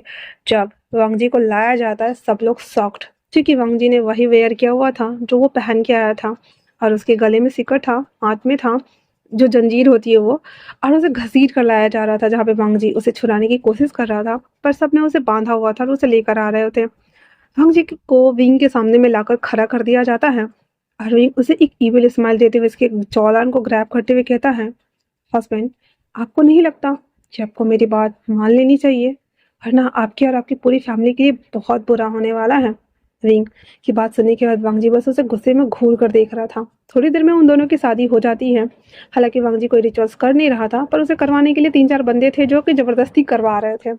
शादी होने के बाद विंग कहता है इन्हें मेरे वेडिंग वाले चैम्बर में भेज दिया जाए, जो कि पर्सनल रूम होता है। एक मेन एरिया होता है जहाँ पे आप बातें कर सकते हैं, रह सकते हैं। उसके बाद बेडिंग चैम्बर होता है एक, और उसके बगल में एक वॉशरूम होता है और उसके अंदर एक और रूम होता है जो कि पर्सनल स्पेस होता है। तो उस रूम में ले जाकर के हमारे वांगजी को रख दिया गया था और बाहर वाला रूम खाली था और वेडिंग चैम्बर सेकेंड रूम को बनाया गया था। उस रूम में वांगजी जब देखता है तो उस रूम में भी सब कुछ था, उस रूम में वांगजी नहीं आया था। वो सब कुछ को देखते हुए कहता है आखिरकार मुझसे शादी करके तुम हासिल क्या करने वाले हो? मैं तो यहाँ का हूँ भी नहीं और तुम्हें तो मैं सबक सिखा के रहूंगा। इतना बोल उस जंजीर को हाथ से खोलने की कोशिश करता है वांगजी, पर खुलता ही नहीं है। विंग जो कि बहुत ज्यादा नशे में धुत था और उसके पास वो आता है, आ करके उसके फेस को स्कैन करते हुए कहता है हस्बैंड जब हम शादीशुदा हो ही गए हैं ये सेलिब्रेसी क्यों फॉलो करना? मैं चाहता हूँ कि मैं तुम्हें बहुत प्यार करूँ, मैं आपको बहुत प्यार करूँ। वांगजी इरिटेट होते हुए कहता है क्या बकवास कर रहे हो? एक तो ये कि मुझे मैन में कोई इंटरेस्ट नहीं है, दूसरा ये कि ये मेरी बॉडी नहीं है। शायद इस बॉडी के ऑनर को ये बिल्कुल भी पसंद ना आए, क्योंकि मेरा मन रिजेक्ट कर रहा है तो शायद वो भी रिजेक्ट ही करता। हालांकि अब विंग को फिर से वांगजी की बातें समझ नहीं आ रही थी। दैट्स वाई हल्लाते हुए कहता है आप ऐसे बातें कर रहे हैं जैसे कि आप यहाँ के हो ही नहीं, पर जो भी है मुझे आपके साथ वो सभी चीजें करनी है। इतना बोल विंग उसके ऊपर डोमिनेंट होने के लिए उसके ऊपर बढ़ना स्टार्ट कर देता है। और वांगजी जिसके थर्ड आई पे जो कमल का फूल का निशान बना हुआ था, विंग के ऊपर आने के बाद छूने से ही उसकी बॉडी में सेंसेशन स्टार्ट होता है और विंग के छूने की वजह से ही वांगजी अपनी पूरी पावर को थर्ड आई पे केंद्रित करते हुए विंग को सीधा इसके गले पे मारता है, ऐसे नीचे शोल्डर के साइड पे, और उसे अपने ऊपर लिटा लेता है। जो कि विंग बेहोश हो चुका था। उसकी पावर से जो लाइट्स निकल रही थी इसकी वजह से विंग डीप स्लीप में चला गया था। उसके बाद वांगजी उस पावर से ही, अब क्योंकि उसकी पावर इन्वोक हो चुकी थी, वो सारे सिक्कर वगैरह को खोल देता है और खोलने के बाद उसे अच्छे से टक करके और वहां से वो बाहर आ जाता है। उसे नहीं पता था कि वो क्या कर रहा है। वो बाहर वाले चैम्बर में आकर के बेड पे बैठ जाता है और वापस से मेडिटेशन पोस्चर में चला जाता है। उसके ऊपर एक ड्रैगन फॉर्म बन रहा था, बस फॉर्म बन रहा था, ड्रैगन पूरा बना नहीं था, और वो फिर से मेडिटेशन में चला गया हुआ था। अगले दिन सुबह जब विंग की नींद खुलती है, वो भी रात मतलब मॉर्निंग के 10-11 बजे के आसपास, वो देखता है कि वो आराम से सोया हुआ है एंड देन उसकी बॉडी ना बहुत हल्की लाइट फील हो रही थी। वो अंगड़ाई लेते हुए उठता है तो देखता है कि उसका हस्बैंड उसके बगल में नहीं है। फिर वो अपने कपड़ों को देखता है और याद करने की कोशिश करता है कि कल रात को कुछ हुआ था या नहीं, पर विंग को कुछ भी समझ में नहीं आता है। और वो जब ऐसे आहें भरता हुआ, हाफी करता हुआ बाहर आता है तो देखता है कि वांगजी मेडिटेशन पोस्चर में है और उसके पीछे येलो लाइट चमक रही है। विंग तो एक सेकंड के लिए डर गया था, लेकिन फिर जब वो देखता है कि वांग जी बैठा हुआ है हालांकि बेड पे, पर उसके नीचे पूरा का पूरा कमल है, जैसे कि आसन कमल का हो। हिंग इस दृश्य को बार बार देखने की कोशिश कर रहा था। वो धीरे धीरे करके अपने हाथ को उसके करीब बढ़ाता है, पर उसको इतना जोर का झटका लगता है कि विंग सीधे फिक गया था दराज के पास और अपने आप के हाथों को देखता है जो कि जल गया था। विंग कहता है, ये क्या हुआ? क्या ये अपनी पावर को इन्वोक कर चुके हैं? ये तो अच्छी बात है। इतना बोल वो अपने कपड़ों को ठीक करता है। लैन सिचन को वो बुलावा भेजता है। जियांग चेंग भी आ गया हुआ था। सब आकर के जब वांग जी को देखता है तो सीचन कहते हैं, ये अपने ड्रैगन फॉर्म को इन्वोक कर रहा है, मतलब कि ये उसके करीब है। विंग कहता है, ये तो अच्छी बात है। मेरे हस्बैंड एक बहुत बड़े मॉन्क ही नहीं, बहुत बड़े प्रीस्ट भी बन जाएंगे, ऐसे जिनके पास देवीय शक्ति होगी। और उस समय में इन यांग को बैलेंस करना, मतलब कि अपने सोलमेट के साथ रहना ही काफ़ी होता था। पर अगर आप किसी भी उपलब्धि को हासिल कर लेते हो या फिर 32 विद्या में महारत हासिल कर लेते हो, 8 अ, 8 बल होता है जिसमें सबके पास अलग-अलग फॉर्म होते हैं। किसी के पास बाघ का शक्ति, किसी के पास शेर का शक्ति, किसी के पास लोमड़ी का शक्ति, किसी के पास कौवे का शक्ति, किसी के पास चील की शक्ति। 8 फॉर्म्स होते हैं। 8 फॉर्म जो था ना, 8वां फॉर्म उसके पापा के पास था। ब्लू कलर का बाघ का शक्ति था विंग, जो कि चौथे वाले फॉर्म पे है। और उसके पास एक जो ये होता है ना सांड बुल्स, उसकी शक्ति थी और वो चौथे नंबर पे ही था। वो अपनी और पावर को इन्वोक करने की प्रयत्न में था। पर जो हमारे सीचन थे उसके पास एक ब्लू बर्ड था चिपरिंग करने वाला, उसकी पावर्स थी। और मिंग्यो के पास में एक कैट की पावर थी, जिस वजह से वो दोनों अपने इन और यांग को बैलेंस करते रहते थे ताकि वो लंबे समय तक जी सके। पर वांग जी जिसने ड्रैगन फॉर्म्स को इन्वोक किया था, मतलब कि 8 बल भी उसके पास था, 32 विद्या भी उसके पास थी, 3 डायमेंशन की पावर भी उसके पास में आ जाती। इतनी पावर वांग जी के पास में करंट में था। दैट्स वाई विंग, और जब भी कोई उसे टच करने की कोशिश कर रहा था तो सबको झटके लग रहे थे। सब लोग बहुत ज़्यादा खुश थे, साथ में विंग भी बहुत ज़्यादा खुश था। विंग वांग जी को फिलहाल के लिए उसे वैसे ही करने के लिए छोड़ देता है। पूरे 3 मंथ हो चुके थे और वांग जी वापस से मेडिटेशन में बाहर नहीं आया था। विंग रोज रात को अपने सारे काम निपटा करके जब अंदर आता, वांग जी को देखता, उसके अंदर के डिजायर्स बाहर आ जाते। वो उसके करीब जब भी जाने की कोशिश करता, विंग हर बार फिक जाता। हर 3 से 4 दिन के बाद विंग की हालत ऐसी ही हो जाती। कभी उसके हाथ में चोट लग जाता, कभी उसके पैरों में चोट लग जाता, कभी माथे में चोट लग जाता और विंग हर बार नाकाम हो चुका था। वांग जी को अपना बनाने के लिए एक दिन अचानक से वांग जी उसकी आईज ओपन हो जाती है और जब आईज ओपन होती है उसकी आंखों में फायर्स था और वांग जी एक पूरा का पूरा ड्रैगन फॉर्म में तब्दील हो चुका था, येलो ड्रैगन में। वांग जी जब येलो ड्रैगन में तब्दील हो जाता है वो आसमान की सैर की तरफ निकल जाता है, जहाँ पे वो पूरे उस साउदर्न सिटी को देख रहा होता है, जिसे देखने में बहुत ही ज़्यादा खूबसूरत लग रहा होता है। और जब वो उसे देखता है वापस से वहाँ आ जाता है और विंडो के पास खड़ा था एज यूजली। विंग अपना सारा काम खत्म करके जब आता है, उसके हाथ में वो कमल पुष्प था जिसे वो वांग जी के पास लेकर आ रहा था ताकि आज शायद वांग जी जाग जाए। जब देखता है विंग कि वांग जी जाग चुका है, उसके पास भागकर आकर कहता है, आप जाग गए? हमें यकीन नहीं होता कि आप सच में जाग गए। विंग की तरफ वांग जी मुड़ते हुए कहता है, मैंने अपनी शक्तियों को हासिल कर लिया है। विंग कहता है, तो क्या हम अब सुहागरात मना सकते हैं? विंग की बात सुनने के बाद वांग जी उसे खींचते हुए कहता है, क्या बकवास कर रहे हो? और एक बस ऐसे हाथ को फॉर्म बनाकर उसकी तरफ करता है। विंग फिर से नीचे फिक जाता है और वांग जी जब देखता है कि विंग सीधे विंडो के बाहर उसके हाथों को पकड़ लेता है वो और उसे खींचकर सामने खड़ा करते हुए कहता है, इसके अलावा कुछ और नहीं है? हाँ। विंग कहता है, हम दोनों हस्बैंड एंड हस्बैंड हैं, इसके अलावा क्या और सोचूं मैं? वैसे भी मैं आपसे शादी करना चाहता था, दैट्स व्हाई मैंने ये किया। अगर आप इस तरह से नहीं मानते तो मुझे दूसरा तरीका अपनाना पड़ेगा। वांग जी कहता है, मेरे पास मेरी सारी पावर्स आ गई हैं। विंग कहता है, तो क्या हुआ, मेरे पास भी पावर है। इतना बोल अपनी पावर से विंग वांग जी के हाथों को लॉक कर देता है। अब वांग जी समझ नहीं पाया था कि ये किस तरह का पावर है, दैट्स व्हाई वो उसे खोलने की कोशिश तो कर रहा था पर वो खोल नहीं पा रहा था। विंग धीरे धीरे करके उसके करीब बढ़ता है, उसके पूरे नीचे टमी एरिया से ऊपर की तरफ हाथ बढ़ाते हुए कहता है, मुझे गलत मत समझिएगा, गलती आपकी है। उस 3 मंथ जब हम केव में थे ना, मैं रोज आपके गोद में सर रखकर सो जाता था। जब भी मैं आपको टॉर्चर करता ताकि आप उठ जाएं, पर उसके बाद आपके मुंह से एक उफ तक नहीं निकलती। मैं हमेशा सोचता था कि किस तरह के इंसान होंगे आप। इतना टॉर्चर करने के बाद मैंने आपके ऊपर चींटियाँ छोड़ी, गर्म पानी डाला, कोड़े परवाए, डंडे से मार खिलवाए, पट्टे से मार खिलवाया, पर आपके बॉडी पे के सारे घाव हमेशा हील हो जाते थे। धीरे धीरे करके मैं आपको एडमायर करने लगा और मैं आपसे ऑब्सेस्ड होता चला गया। मैंने वहाँ पे आपको कितनी बार सेड्यूस करने की कोशिश करी, पर वो भी नाकाम रहा, इसलिए मैं अपने डिज़ायर्स को कंट्रोल नहीं कर सकता। इतना बोल विंग उसके गले लग जाता है और पहली बार वो वांग जी को विंग को वो फ़ील हो रहा था वांग जी के गले लगने के बाद। वांग जी तब तक अपनी पावर से उसे तोड़ चुका था हैंड के लॉक को। एंड देन वो विंग को ऐसे दूर करते हुए कहता है, पर हम ये नहीं करना चाहते। विंग कहता है, मुझ में ऐसी क्या कमी है कि आप ये नहीं करना चाहते हैं? हाँ। इतना बोल करके विंग वांग जी को खींचते हुए बेड पे पटक देता है और उसके ऊपर आ करके उसके कपड़े को खोलने की कोशिश करता है, क्योंकि वांग जी ने 2 ही लेयर पहना हुआ था। उसके दोनों लेयर हट जाने के बाद विंग जैसे ही उसकी तरफ बढ़ता है, वांग जी फिर से उसे पकड़ते हुए कहता है, हमने कहा ना मुझे ये नहीं करना, और तुम मेरे साथ ज़बरदस्ती नहीं कर सकते। विंग कहता है, क्यों नहीं कर सकता? मैं आफ्टर ऑल आपका हस्बैंड जो हूँ। इतना बोल करके उसके दोनों हाथों को ऊपर करते हुए उसके गले को स्निफ करना शुरू करता है, टच करना भी। वांग जी जो कि उसकी बॉडी पे फिलहाल से कुछ नहीं हो रहा था, पर हाँ वो नहीं चाहता था कि उसकी इतनी मेहनत से कमाई गई ऊर्जा इस तरह से नीचे वापस से केंद्र में चली जाए। दैट्स वाई वो विंग को हटाने की पूरी प्रयत्न कर रहा था। वो अपनी शक्तियों का प्रदर्शन तो नहीं कर रहा था, लेकिन पूरी कोशिश कर रहा था।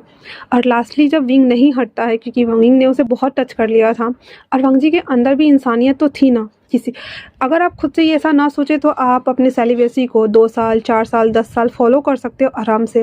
बट अगर आपके ऊपर कोई जोर करे या डोमिनेंट हो तो आप अपनी उस चीज़ों को भूल जाएंगे। तो वांग जी के साथ सेम यही हो रहा था। वो विंग को धक्का दे देता है और उसे पलटते हुए इसके ऊपर आता है। वांग जी बहुत बुरी तरीके से हाँफ रहा था। विंग पागलों की तरह हंसते हुए कहता है अपने आप को देखिए, आप कैसे कह सकते हैं कि आपकी इच्छा नहीं होती है?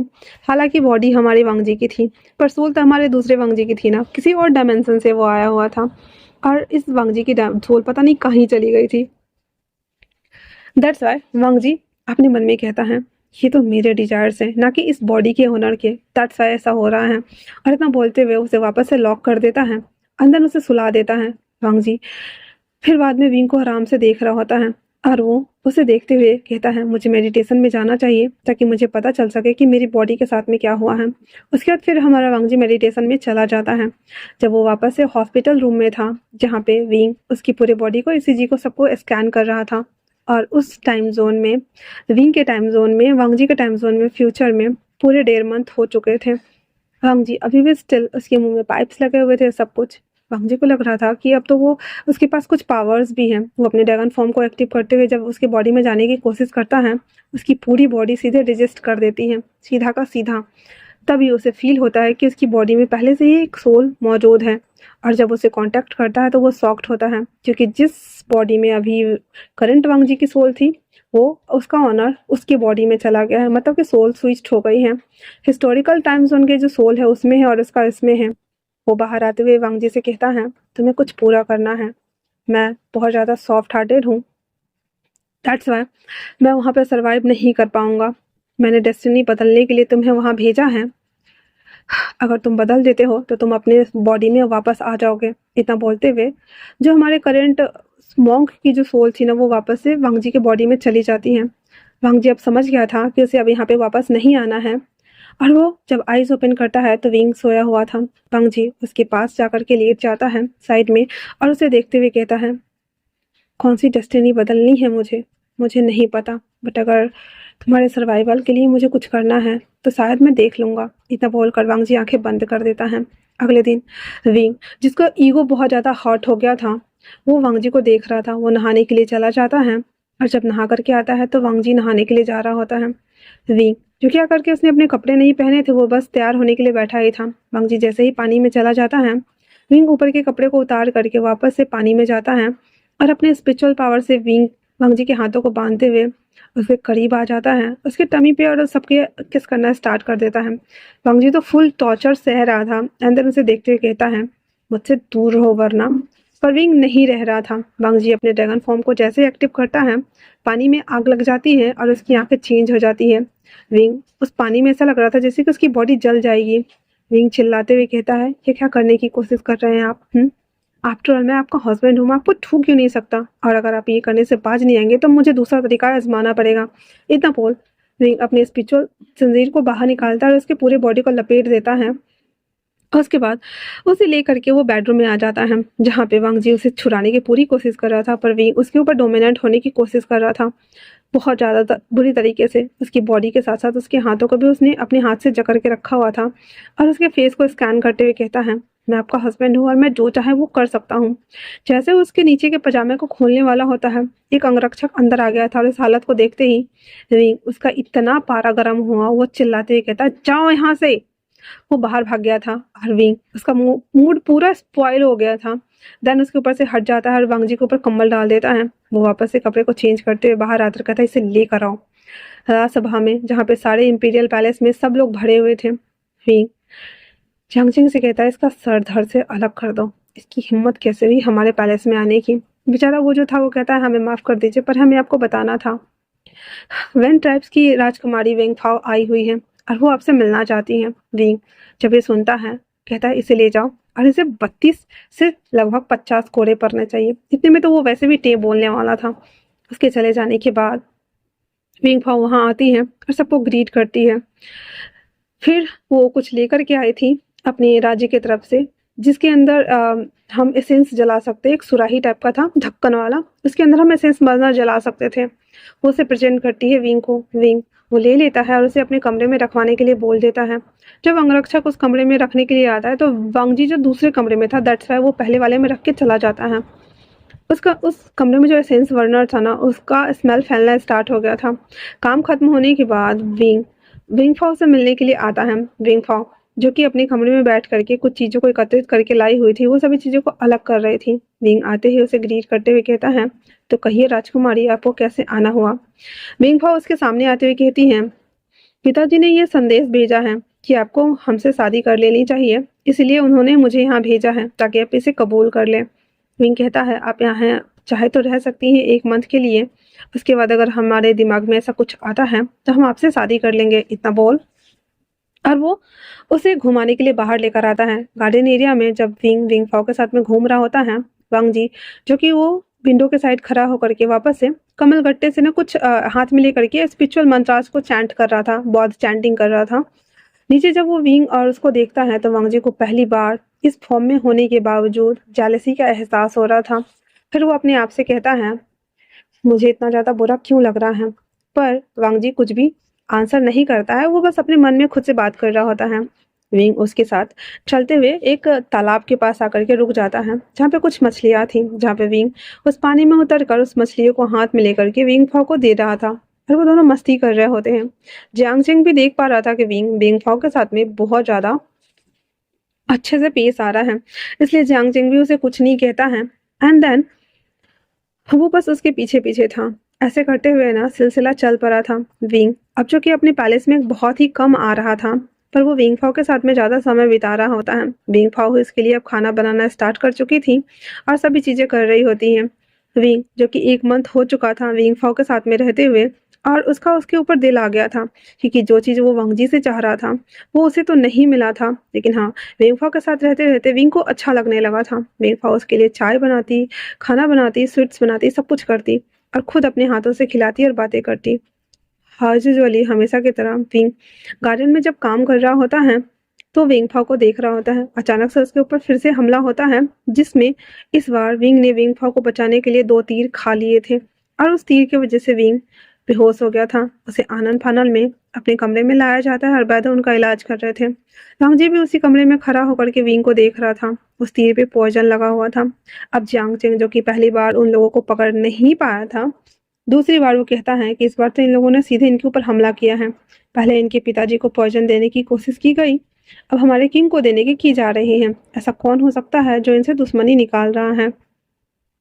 वहीं वांगजी जब बाहर आता है तो सीचन और मिंगयाओ वहीं पे थे और कहते हैं, वांगजी तुम्हारे हस्बैंड की तबीयत कैसी है। वांगजी उन दोनों को देखते हुए कहता है, काका मेरा हस्बैंड नहीं है। सीचन कहते हैं, फोर्सफुली किया गया हो या कुछ भी किया गया हो, पर तुम्हारी शादी किंग के साथ में हो गई है। भले ही तुम इस रिश्ते को नाम ना दो, ना मानो या कुछ भी कर लो, पर पूरे समाज के सामने में तुम दोनों हस्बैंड एंड हस्बैंड हो और इसे कोई झुठला नहीं सकता। ऊपर से एक बंधन तुम जानते हो ना, एक बार सोल बॉन्ड बनता है तो कम से कम उसे कई बार जन्म लेके पूरा करना होता है। अगर तुम इस जन्म में उसे प्यार नहीं दे सकते हो, अपने सोल से कहो कि नया रिबॉन्ड बनाए और अगले जन्म में उसे वही सब कुछ लौटाए।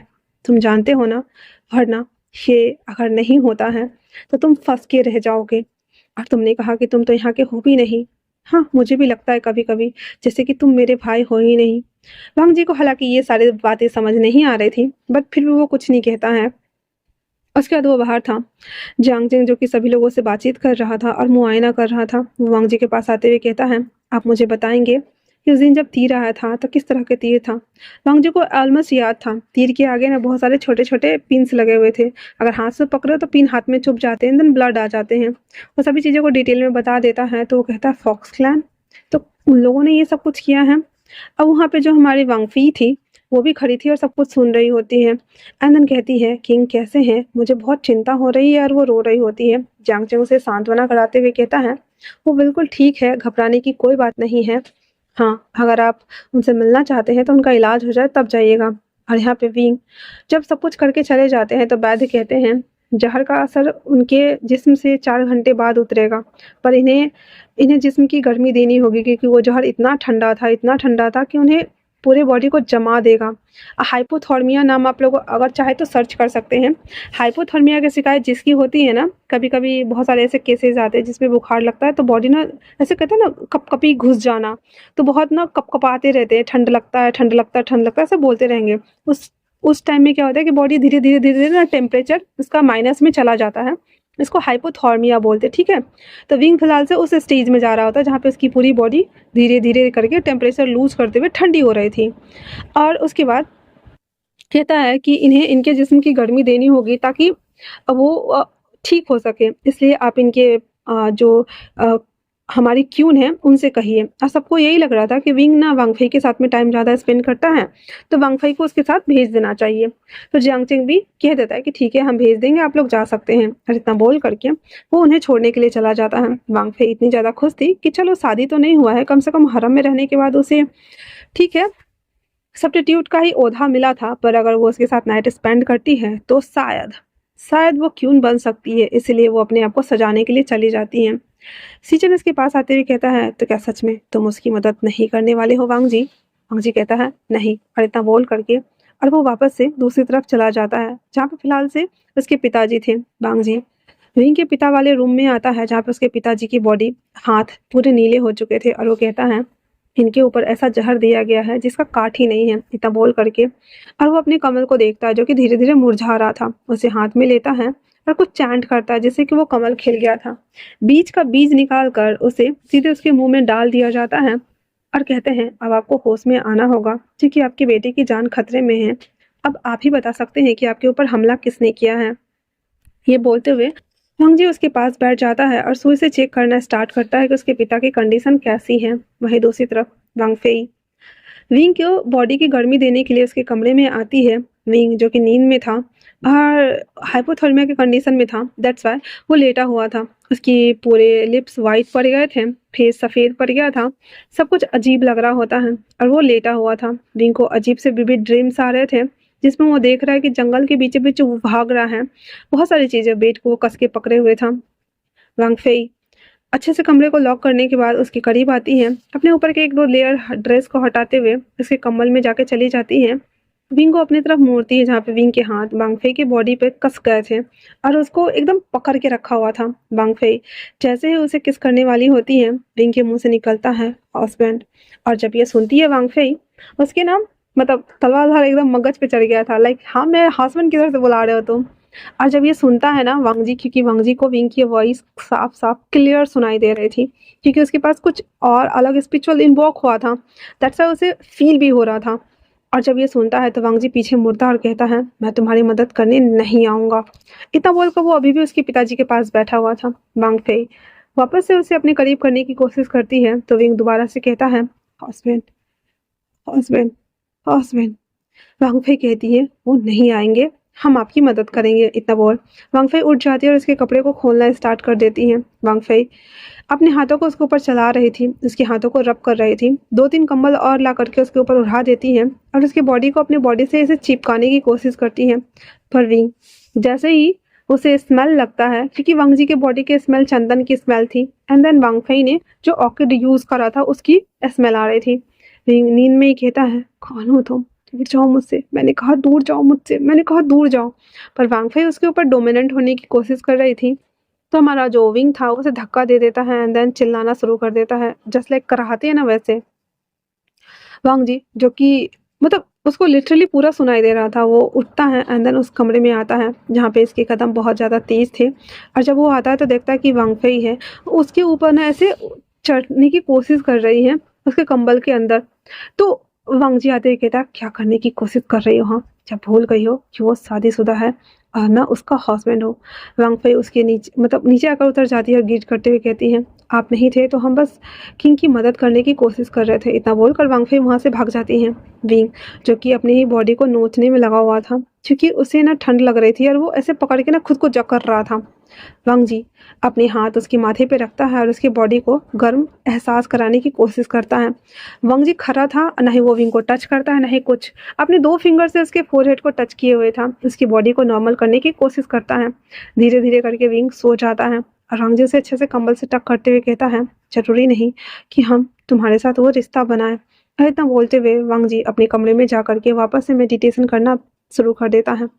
अगले दिन जब विंग की नींद खुलती है तो वो अपने आप को ऐसे कमरे में पाता है। उसे रात वाला कुछ सीन तो याद नहीं था, और ये भी याद नहीं था कि वांग जी ने आकर के उसकी मदद की थी। दैट्स वाई वो उठता है तो राजवैद आकर के बताते हैं कि वांग फई ने आपकी मदद की है। विंग उसका एहसान चुकाने के लिए उससे कहता है, ठीक है तो फिर इसका बदला आपको जरूर मिलेगा।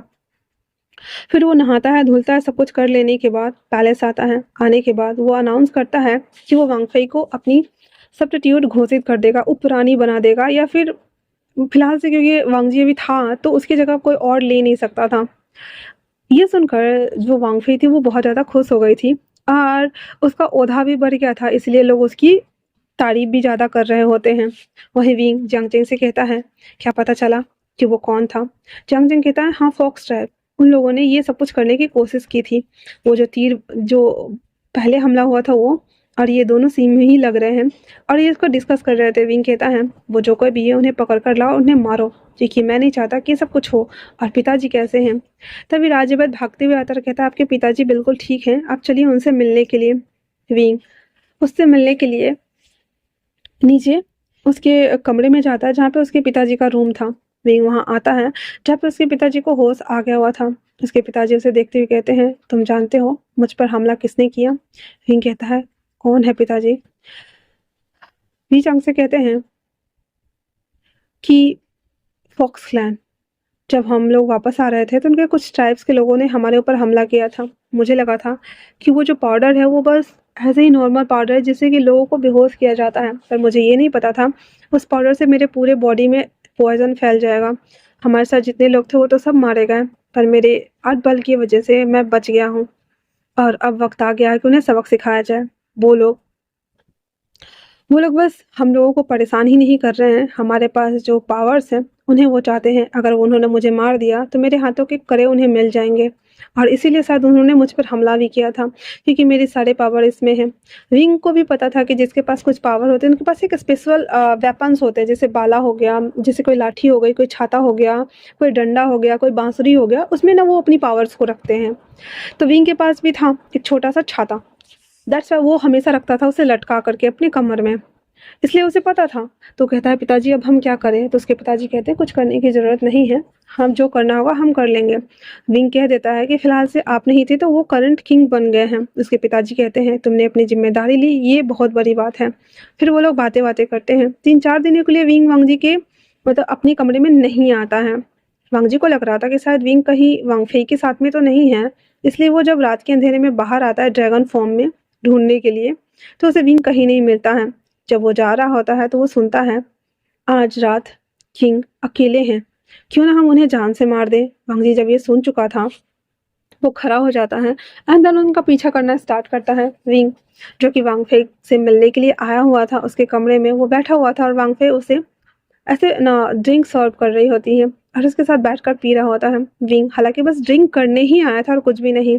अचानक से वांग फे वो कहती है, आपको नहीं लगता कि आपको ये सब कुछ नहीं करना चाहिए था? विंग कहता है, मैंने क्या किया? वांग फे कहती है, आपकी वजह से मेरे पिताजी ने अपनी दौलत गंवा दी और हमारा इतना नुकसान कर दिया। उसके बावजूद भी उन्होंने मुझे यहाँ भेजा और आप है कि मेरे पिताजी की मदद ही नहीं कर रहे हैं। विंग कहता है, तुम्हारे पिताजी उन्होंने गलत किया है, इसीलिए उन्होंने व्यापारियों के साथ में गलत किया है। वो लोग इतने मेहनत करते हैं ताकि उन्हें उनका मुआवजा मिल सके, पर तुम्हारे पिताजी सब कुछ सरकारी खजाने में भर रहे हैं। तो क्या करते हैं हम? वांगफेई कहती है, एक राजा का यही तो कर्तव्य होता है, वो अपने खजानों की हिफाजत करे। लोग तो बने ही हैं ताकि वो हमारे काम कर सके। पिंग कहता है, ऐसा नहीं होता है। जो मेहनत करते हैं, जो मजदूरी करते हैं, उनका हक मिलना चाहिए और मेरे राज्य में यही होगा। हमारे अंदर में जितने भी ट्राइब्स है, अगर उनमें से किसी ने भी मुझसे बगावत करने की कोशिश की तो मैं उन सबको मार दूंगा। इतना बोल करके वो उठने की कोशिश करता है तो वांगफेई कहती है, पहले आप अपने आप को तो बचाइए। इतना बोल करके वो खंजर लेती है और विंग को सीने में हला देती है। विंग जो कि खंजर पकड़े हुए था और कहता है, वांगफेई मैंने तुम्हें अपनी पत्नी का दर्जा दिया है। वांगफेई कहती है, बस दर्जा दिया है, हम पत्नी नहीं है, हम पति पत्नी नहीं है। आप तो मेरे साथ सोते वक्त भी हस्बैंड हस्बैंड चिल्लाते रहते हैं। ऐसा मोंग इंसान जो कि आपको कभी छूता भी नहीं है। इतना बोलकर वांगफेई विंग को खींचते हुए एक ऊंची चोटी पर लेकर आती है और कहती है, अब यहाँ से आपकी मौत निश्चित है। और ये सुनते हुए उसे धक्का दे देती है। अब जो फॉक्स क्लन के जितने भी तीरंदाज थे वो सब विंग के सीने में एक एक करके तीर ऐसे छोड़ना स्टार्ट करते हैं और विंग की पूरे बॉडी पे 18 तीर लगे थे। विंग पूरे तीरों के साथ नीचे गिरा हुआ था, बर्फ में धंसा हुआ था। पैलेस में सारे लोग विंग को ढूंढ रहे होते हैं पर कहीं कोई नहीं मिलता है। वांगफेई जो कि वहां से जैसे ही जाने को होती है वहां पे वांगजी आ चुका था क्योंकि वो थोड़ा देर आया था। और जब वो उसे अकेले देखता है तो कहता है, किंग कहाँ है? वांगफेई कहती है, मुझे नहीं पता, मैं खुद उन्हें ढूंढने आई हूँ। वांगजी जब उसके हाथ को देखता है जिसके हाथ में खंजर था, वो उसके पास आते ही कहता है, और ये क्या है? वांगफेई बिना टाइम गवाए उस खंजर से वांगजी के ऊपर हमला कर देती है। हालांकि वांगजी को भी वो पॉइजन वाला खंजर लग गया था। वांगफेई जैसे भागने को होती है कि वांगफेई जैसे भागने को होती है कि वांगजी ना अपने हाथों से ना एक रस्सी बनाकर उसके गला को दाबे हुए था, जहाँ पे वांगफेई खून की उल्टियाँ करते हुए वहाँ पे बैठी हुई थी। वांगजी कहता है, जब तक मैं नहीं आ जाता ये स्पिरिचुअल बंधन तुम्हें बांध के रखेगा और तुम्हें सजा देगा। अगर तुमने चलने की कोशिश की तो तुम्हारे बॉडी को जकड़ देगा। मतलब कि वो जकड़ने वाली रस्सी थी, अगर वो उठती है या हिलती है तो उतनी कस के टाइट होती जाएगी होती जाएगी होती जाएगी। विंग को ढूंढते हुए इधर उधर ढूंढना स्टार्ट करता है। पूरा ऊंची चोटी था, पैलेस पूरा खाली था पर कोई नहीं था। जियांगचेंग आते हुए कहता है, आप यहाँ क्या कर रहे हैं? वांगजी कहता है, वो यहाँ नहीं है, उसे ढूंढो, उसे कुछ तो हुआ है।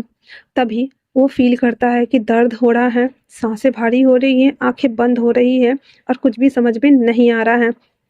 वांगजी अपनी आंखों को बंद करता है तो जंगल के बीचों बीच विंग की बॉडी एक पेड़ पे लटकी हुई थी। वांगजी सीधे अपने ड्रैगन फॉर्म में आते हुए विंग की बॉडी को पूरा लपेट करके नीचे उतार कर लाता है। विंग की बॉडी पे पूरे 18 तीर लगे थे। वांगजी से गोद में लेते हुए कहता है, ये क्या हुआ है? हाँ। विंग उसे देखते हुए कहता है, हस्बैंड मैं मैं जानता हूँ कि मैंने आपके साथ गलत किया। एक मॉन्क इंसान से मैं शादी नहीं कर सकता था, ये जानते हुए भी मैंने उससे शादी की। शायद ये उसकी सजा है। अगर दूसरा जन्म का कॉन्सेप्ट होता है जो कि आप लोग जानते हैं कि सोलमेट बंधन होता है, मैं तो एक साधारण सा इंसान हूँ जो कि स्पिरिचुअल पावर को बस इन्वॉक करना जानता है। बट अगर दूसरा जन्म का कॉन्सेप्ट है तो क्या हम फिर से मिलेंगे? वांगजी उसे देखते हुए कहता है, तुम ठीक हो जाओगे, चलो यहाँ से।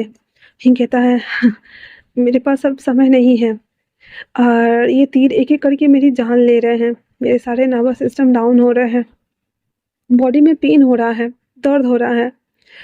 आपको मैं बताना चाहता था, जब मैं पहली बार गुफा में आपसे मिलने आया था, आपकी आभा उस गुफा में पूरी तरीके से चमक रही थी। सामने एक छोटा सा कमल का फूल खिला हुआ था। जैसे ही मैंने उसे छुआ वो फूल बंद हो गया। मुझे नहीं पता क्यों, पर मैं आपको बस देखता ही रह गया। मैं आपके सामने में 3 दिन तक अपने घुटनों पे बैठा रहा ताकि आप आंख खोले और मुझसे कहे कि क्या कोई काम से आए हो, पर आपने आंखें नहीं खोली। मैंने आपके कान में धीरे से कहा, मुझे अपने पिताजी को ठीक करना है, क्या आप हमारे साथ चलेंगे? पर आपने कोई जवाब नहीं दिया। मैंने सोचा कि 7 दिन बाद आप आंसर करेंगे, पर आपने 7 दिन बाद भी जवाब नहीं दिया। मैं धीरे धीरे वहां पे रह के आपको देखना समझना शुरू कर दिया। मैं जब भी उस कमल को फूल को छूता वो फूल बंद हो जाता। मुझे लगा शायद कि आप मुझे पसंद नहीं करते, इसलिए मैं वहीं रहने लगा। मैंने भी प्रण किया था कि मैं आपको लेके ही जाऊंगा, पर आपकी आभा इतनी ज़्यादा अट्रैक्टिव थी कि मैं अपने आप को रोक नहीं पाया। एक दिन मैंने आपके कपड़े खोले, आपकी गोद में मैंने खुद को बिठाया और अपने आप को सेटिस्फाइड करने की कोशिश की। बस आपकी गर्मी ही मेरे जिस्म को ठंडा करने के लिए काफ़ी थी। हमारे बीच कुछ ना होकर भी बहुत कुछ हो चुका था, बहुत कुछ। मैं तो बस आपकी गोद में बैठा था, पर ऐसा लग रहा था जैसे कि मैं अंदर से खाली हो गया हूँ। मुझे शांति मिल गई थी। उस दिन से मैं आपको चाहने लगा। मेरी चाहत इस कदर बढ़ गई कि मुझे पता ही ना चला। अच्छी बात तो ये है कि गुस्से में मैंने आपके ऊपर बहुत कुछ किया। आपके ऊपर गर्म पानी डलवाए, आपको स्लेसेस पड़वाए, कोड़े पड़वाए, आप आंखें खोल दे। पर ऐसा लग रहा था जैसे कि आपकी बॉडी तो यहाँ है, पर आप कहीं और है। मुझे नहीं पता था कि वांग फई मुझे जान से मार देगी। पर अगर कोई अगला जन्म हुआ तो मैं मैं आपका बनना चाहूँगा हस्बैंड। इतना बोलकर विंग अपनी आखिरी सांसें लेता और आंखें बंद कर देता है। वांग जी जो कि बहुत जोर से चिल्लाता है, जिस वजह से आसपास के सारे पेड़ ना फट गए थे, बर्फ फट गया था, जमीनें हिलने लगी थी और वांग जी का ड्रैगन फॉर्म चालू हो गया था। वांग जी विंग को लेकर के पैलेस आता है, उसके सारे तीर को एक एक करके निकालते हुए बेड पर लिटाता और कहता है इसे ठीक करो। पर डॉक्टर बोल चुके थे कि ये मर चुका है। वांग जी अपने भाई के पास आते हुए कहता है क्या इसे बचाने का कोई रास्ता है? क्या हम इसे बचा सकते हैं? सीजन कहते हैं ये बस तुम्हारा नाम का हस्बैंड है, तुम्हारे बीच में कोई बंधन तक नहीं है, फिर भी तुम उसे बचाना चाहते हो। वांग जी कहता है अब गॉड से गगा, इंसानियत के नाते तो बचा सकते हैं ना। वैसे भी आपने कहा कि ये आपके किंग है, किंग को तो बचाना चाहिए ना। सीजन कहता है उसे बस एक इंसान बचा सकता है और वो है उसका हस्बैंड। अगर तुम उसे बचा सकते हो तो बचा लो, कोई नहीं बचा सकता उसे। इतना बोलकर वो वहां से चला जाता है। वांग जी असहाय होकर जब अंदर आता है तो अपनी सारी पावर्स यूज करता है, पर जैसे विंग की बॉडी सारी पावर लेने से मना कर रही थी, वो नहीं ले रहा था, नहीं ले रहा था, नहीं ले रहा था। वांग जी कहता है तो फिर ये मेरी पावर किस काम की है? अगर मैं तुम्हें ठीक नहीं कर पा रहा हूँ तो मेरी पावर किसी काम की होनी ही नहीं चाहिए। मैं तुम्हें इस तरह से तड़पते हुए मरते हुए नहीं देख सकता। जहाँ पे विंग घुट घुट कर मरते जा रहा था, मरते जा रहा था, उसकी आत्मा बिखर रही थी। वांग जी मेडिटेशन में बैठता है, देन अपने आप को उससे कांटेक्ट करता है जहाँ पे विंग एक कोने में बैठा हुआ था और उसे कहता है मैं खुश हूँ, कम से कम इतने दिन ही सही मैं आपके साथ रह पाया, मेरे पिताजी ठीक हो गए और बाकी की लाइफ के लिए मुझे अफसोस रहेगा क्योंकि मैं आपके साथ रहना चाहता था पर शायद से नहीं रह पाऊंगा। बट हम कभी मिलेंगे क्या? वांग जी जिसकी आंखों में नाम मात्र के लिए आंसू आ गए थे वो कहता है हाँ हम जरूर मिलेंगे, हम जरूर मिलेंगे। और इतना बोलते हुए अपनी सारी पावर्स को इन्वोक करते हुए वो ड्रैगन फॉर्म में आ चुका था। वो सारी पावर्स विंग के अंदर डालता है, पर विंग जिसकी आत्मा जा चुकी थी कोई फायदा नहीं था। वांग जी अपनी आखिरी सांस तक कोशिश करता है उसे हील करने की, पर विंग की बॉडी रेसिस्ट ही नहीं कर रही थी। वांग जी कहता है फिर इस जीवन का कोई मूल्य नहीं। इतना बोलकर वांग जी पहली बार विंग के सारे कपड़े उतार करके उसे वेडिंग ड्रेस में पहनाता है, पूरे रेड कलर, क्योंकि शादी वाले दिन विंग ने ब्लैक पहना था। उसे अपने गोद में उठाता है क्योंकि वांग जी ने अभी भी वाइट ही वेयर किया हुआ था और उसे दफनाने के लिए ग्रेवयार्ड की तरफ आ जाता है जहाँ पे उसे जमीन के अंदर डाला जाता है। और वांग जी वो अपनी पावर से एक बंधन तैयार करता है और विंग के हाथों में बांधते हुए कहता है अगले जन्म में अगर ये कॉन्सेप्ट है तो सच में तुम मेरे होने वाले हो हस्बैंड। इतना बोलकर उसके ऊपर मिट्टी डाली जाती है। विंग ऑलमोस्ट इस दुनिया को, इस टाइम जोन को छोड़ के जा चुका था। उसके बाद वांग जी हस्बैंड होने के नाते वो जो विडो वाली लाइफ होती है वैसे कपड़े धारण करता है। अपने भाई के पास आते हुए कहता है आपने इन और यांग को बैलेंस करना सीखा है ना, आप मुझे बताइए ताकि मैं उसे करूँ, ताकि मेरी आधी सोल बैलेंस हो जाए। सीजन कहते हैं तुम दोनों सेलमेट्स थे या नहीं मुझे नहीं पता, वो तुम्हें ढूंढना होगा, और अगर तुम थे तो तुम्हें अपने ऊपर काम करना होगा, और अगर तुम कर लेते हो तो शायद किसी जन्म में तुम एक हो जाओगे। वांग जी कह देता है हाँ। इतना बोलकर वो वापस से जिस केव से आया था वो वहाँ चला जाता है मेडिटेशन करने के लिए। अब बच गए साउदर्न सिटी, जहाँ पे हमारे जो विंग के पिताजी थे उनकी बहुत सारी पत्नियां थी। विंग पहला बच्चा था, दैट्स वाई वो किंग बना था। उसके जाने के बाद वहाँ पे मो सॉन्यू को वहाँ का किंग बना दिया जाता है। सीचन और मिंगियो को रिलीज कर दिया जाता है। जांग चेंग जो कि सीचन के साथ रहना चाहते थे, पर मिंगियो उनका सोलमेट था, सोलमॉन कनेक्शन था, दैट्स वाई सीचन उसे मना कर देते और कहते हैं अगर हुआ तो शायद अगले लाइफ में मैं तुम्हारा पार्टनर बनकर जरूर आऊँगा, और इस लाइफ जोन में मेरा एक ही पार्टनर है और मैं उसके साथ ही अपनी सारी चीज़ें करना चाहता हूँ। इतना बोल वो मिंगिया को लेकर के अपने ट्राइब्स के लिए निकल जाता है। यहाँ पे ये सब कुछ द एंड हो चुका था, शायद इस प्यार का द एंड ना हुआ था। बिंग वांग जी केव में आने के बाद मेडिटेशन में बैठा हुआ था। उसे याद आ रहा था कि विंग ने उसे टॉर्चर भी किया, अपना प्यार जाहिर करने के लिए उसे परेशान भी किया, सब कुछ किया, पर बदले में अंत क्या हुआ? विंग की मृत्यु, एक ऐसी असहाय मृत्यु जहाँ पे उसे होना ही नहीं चाहिए था। जो वांगफेई थी ना, उस बंधन की वजह से वो भी वहाँ पे मर गई थी खून की उल्टियाँ करते करते, और उसे भी उसकी ट्राइब्स भेज दिया गया था। वांग जी अपने सोल को डिवाइड करते हुए कहता है अगर मेरी बॉडी यहाँ पे पड़े पड़े सड़ गई, गल गई या कुछ भी हो गया, तुम दोबारा से उसके लिए जरूर आओगे। इतना बोलते हुए अपने सोल को वो रिलीज कर देता है, और वांग जी वहाँ पे एक बुद्ध की मूर्ति में तब्दील हो जाता है, जिसके बाद धीरे धीरे वहाँ पे लोग आकर के उसकी पूजा करना स्टार्ट कर चुके थे, और उसे एक भगवान की उपाधि दे दी गई थी क्योंकि वांग जी के पास ड्रैगन फॉर्म्स पावर था। बैक टू द प्रेजेंट, वांग जी जब वहाँ आता है तो जो उसकी सोल थी वो आधी सोल थी। वो सोल बाहर आती हुई कहती है अब तुम्हें पता चला कि वहाँ तुम्हें क्यों भेजा गया था। वांग जी जो कि फ्यूचर का था वो समझ गया था, कहता है क्योंकि हम दोनों की सोल एक ही थी और वहाँ से मैं बटा था और मुझे पूरा होना था। तो जो मॉन्क वाला वांग जी का सोल था वो कहता हाँ क्योंकि हम दोनों एक ही थे और हमने खुद अपने सोल बांटे थे इस जन्म के लिए। अब वक्त आ गया कि हम एक में मर्ज हो जाए। इतना बोल जो मॉन्क वाला वांग जी का सोल था हाथ देता है, जो वांग जी था ना वो दोनों एक में मर्ज हो जाते हैं और वो प्योरेस्ट फॉर्म ड्रैगन फॉर्म्स में बन गया था।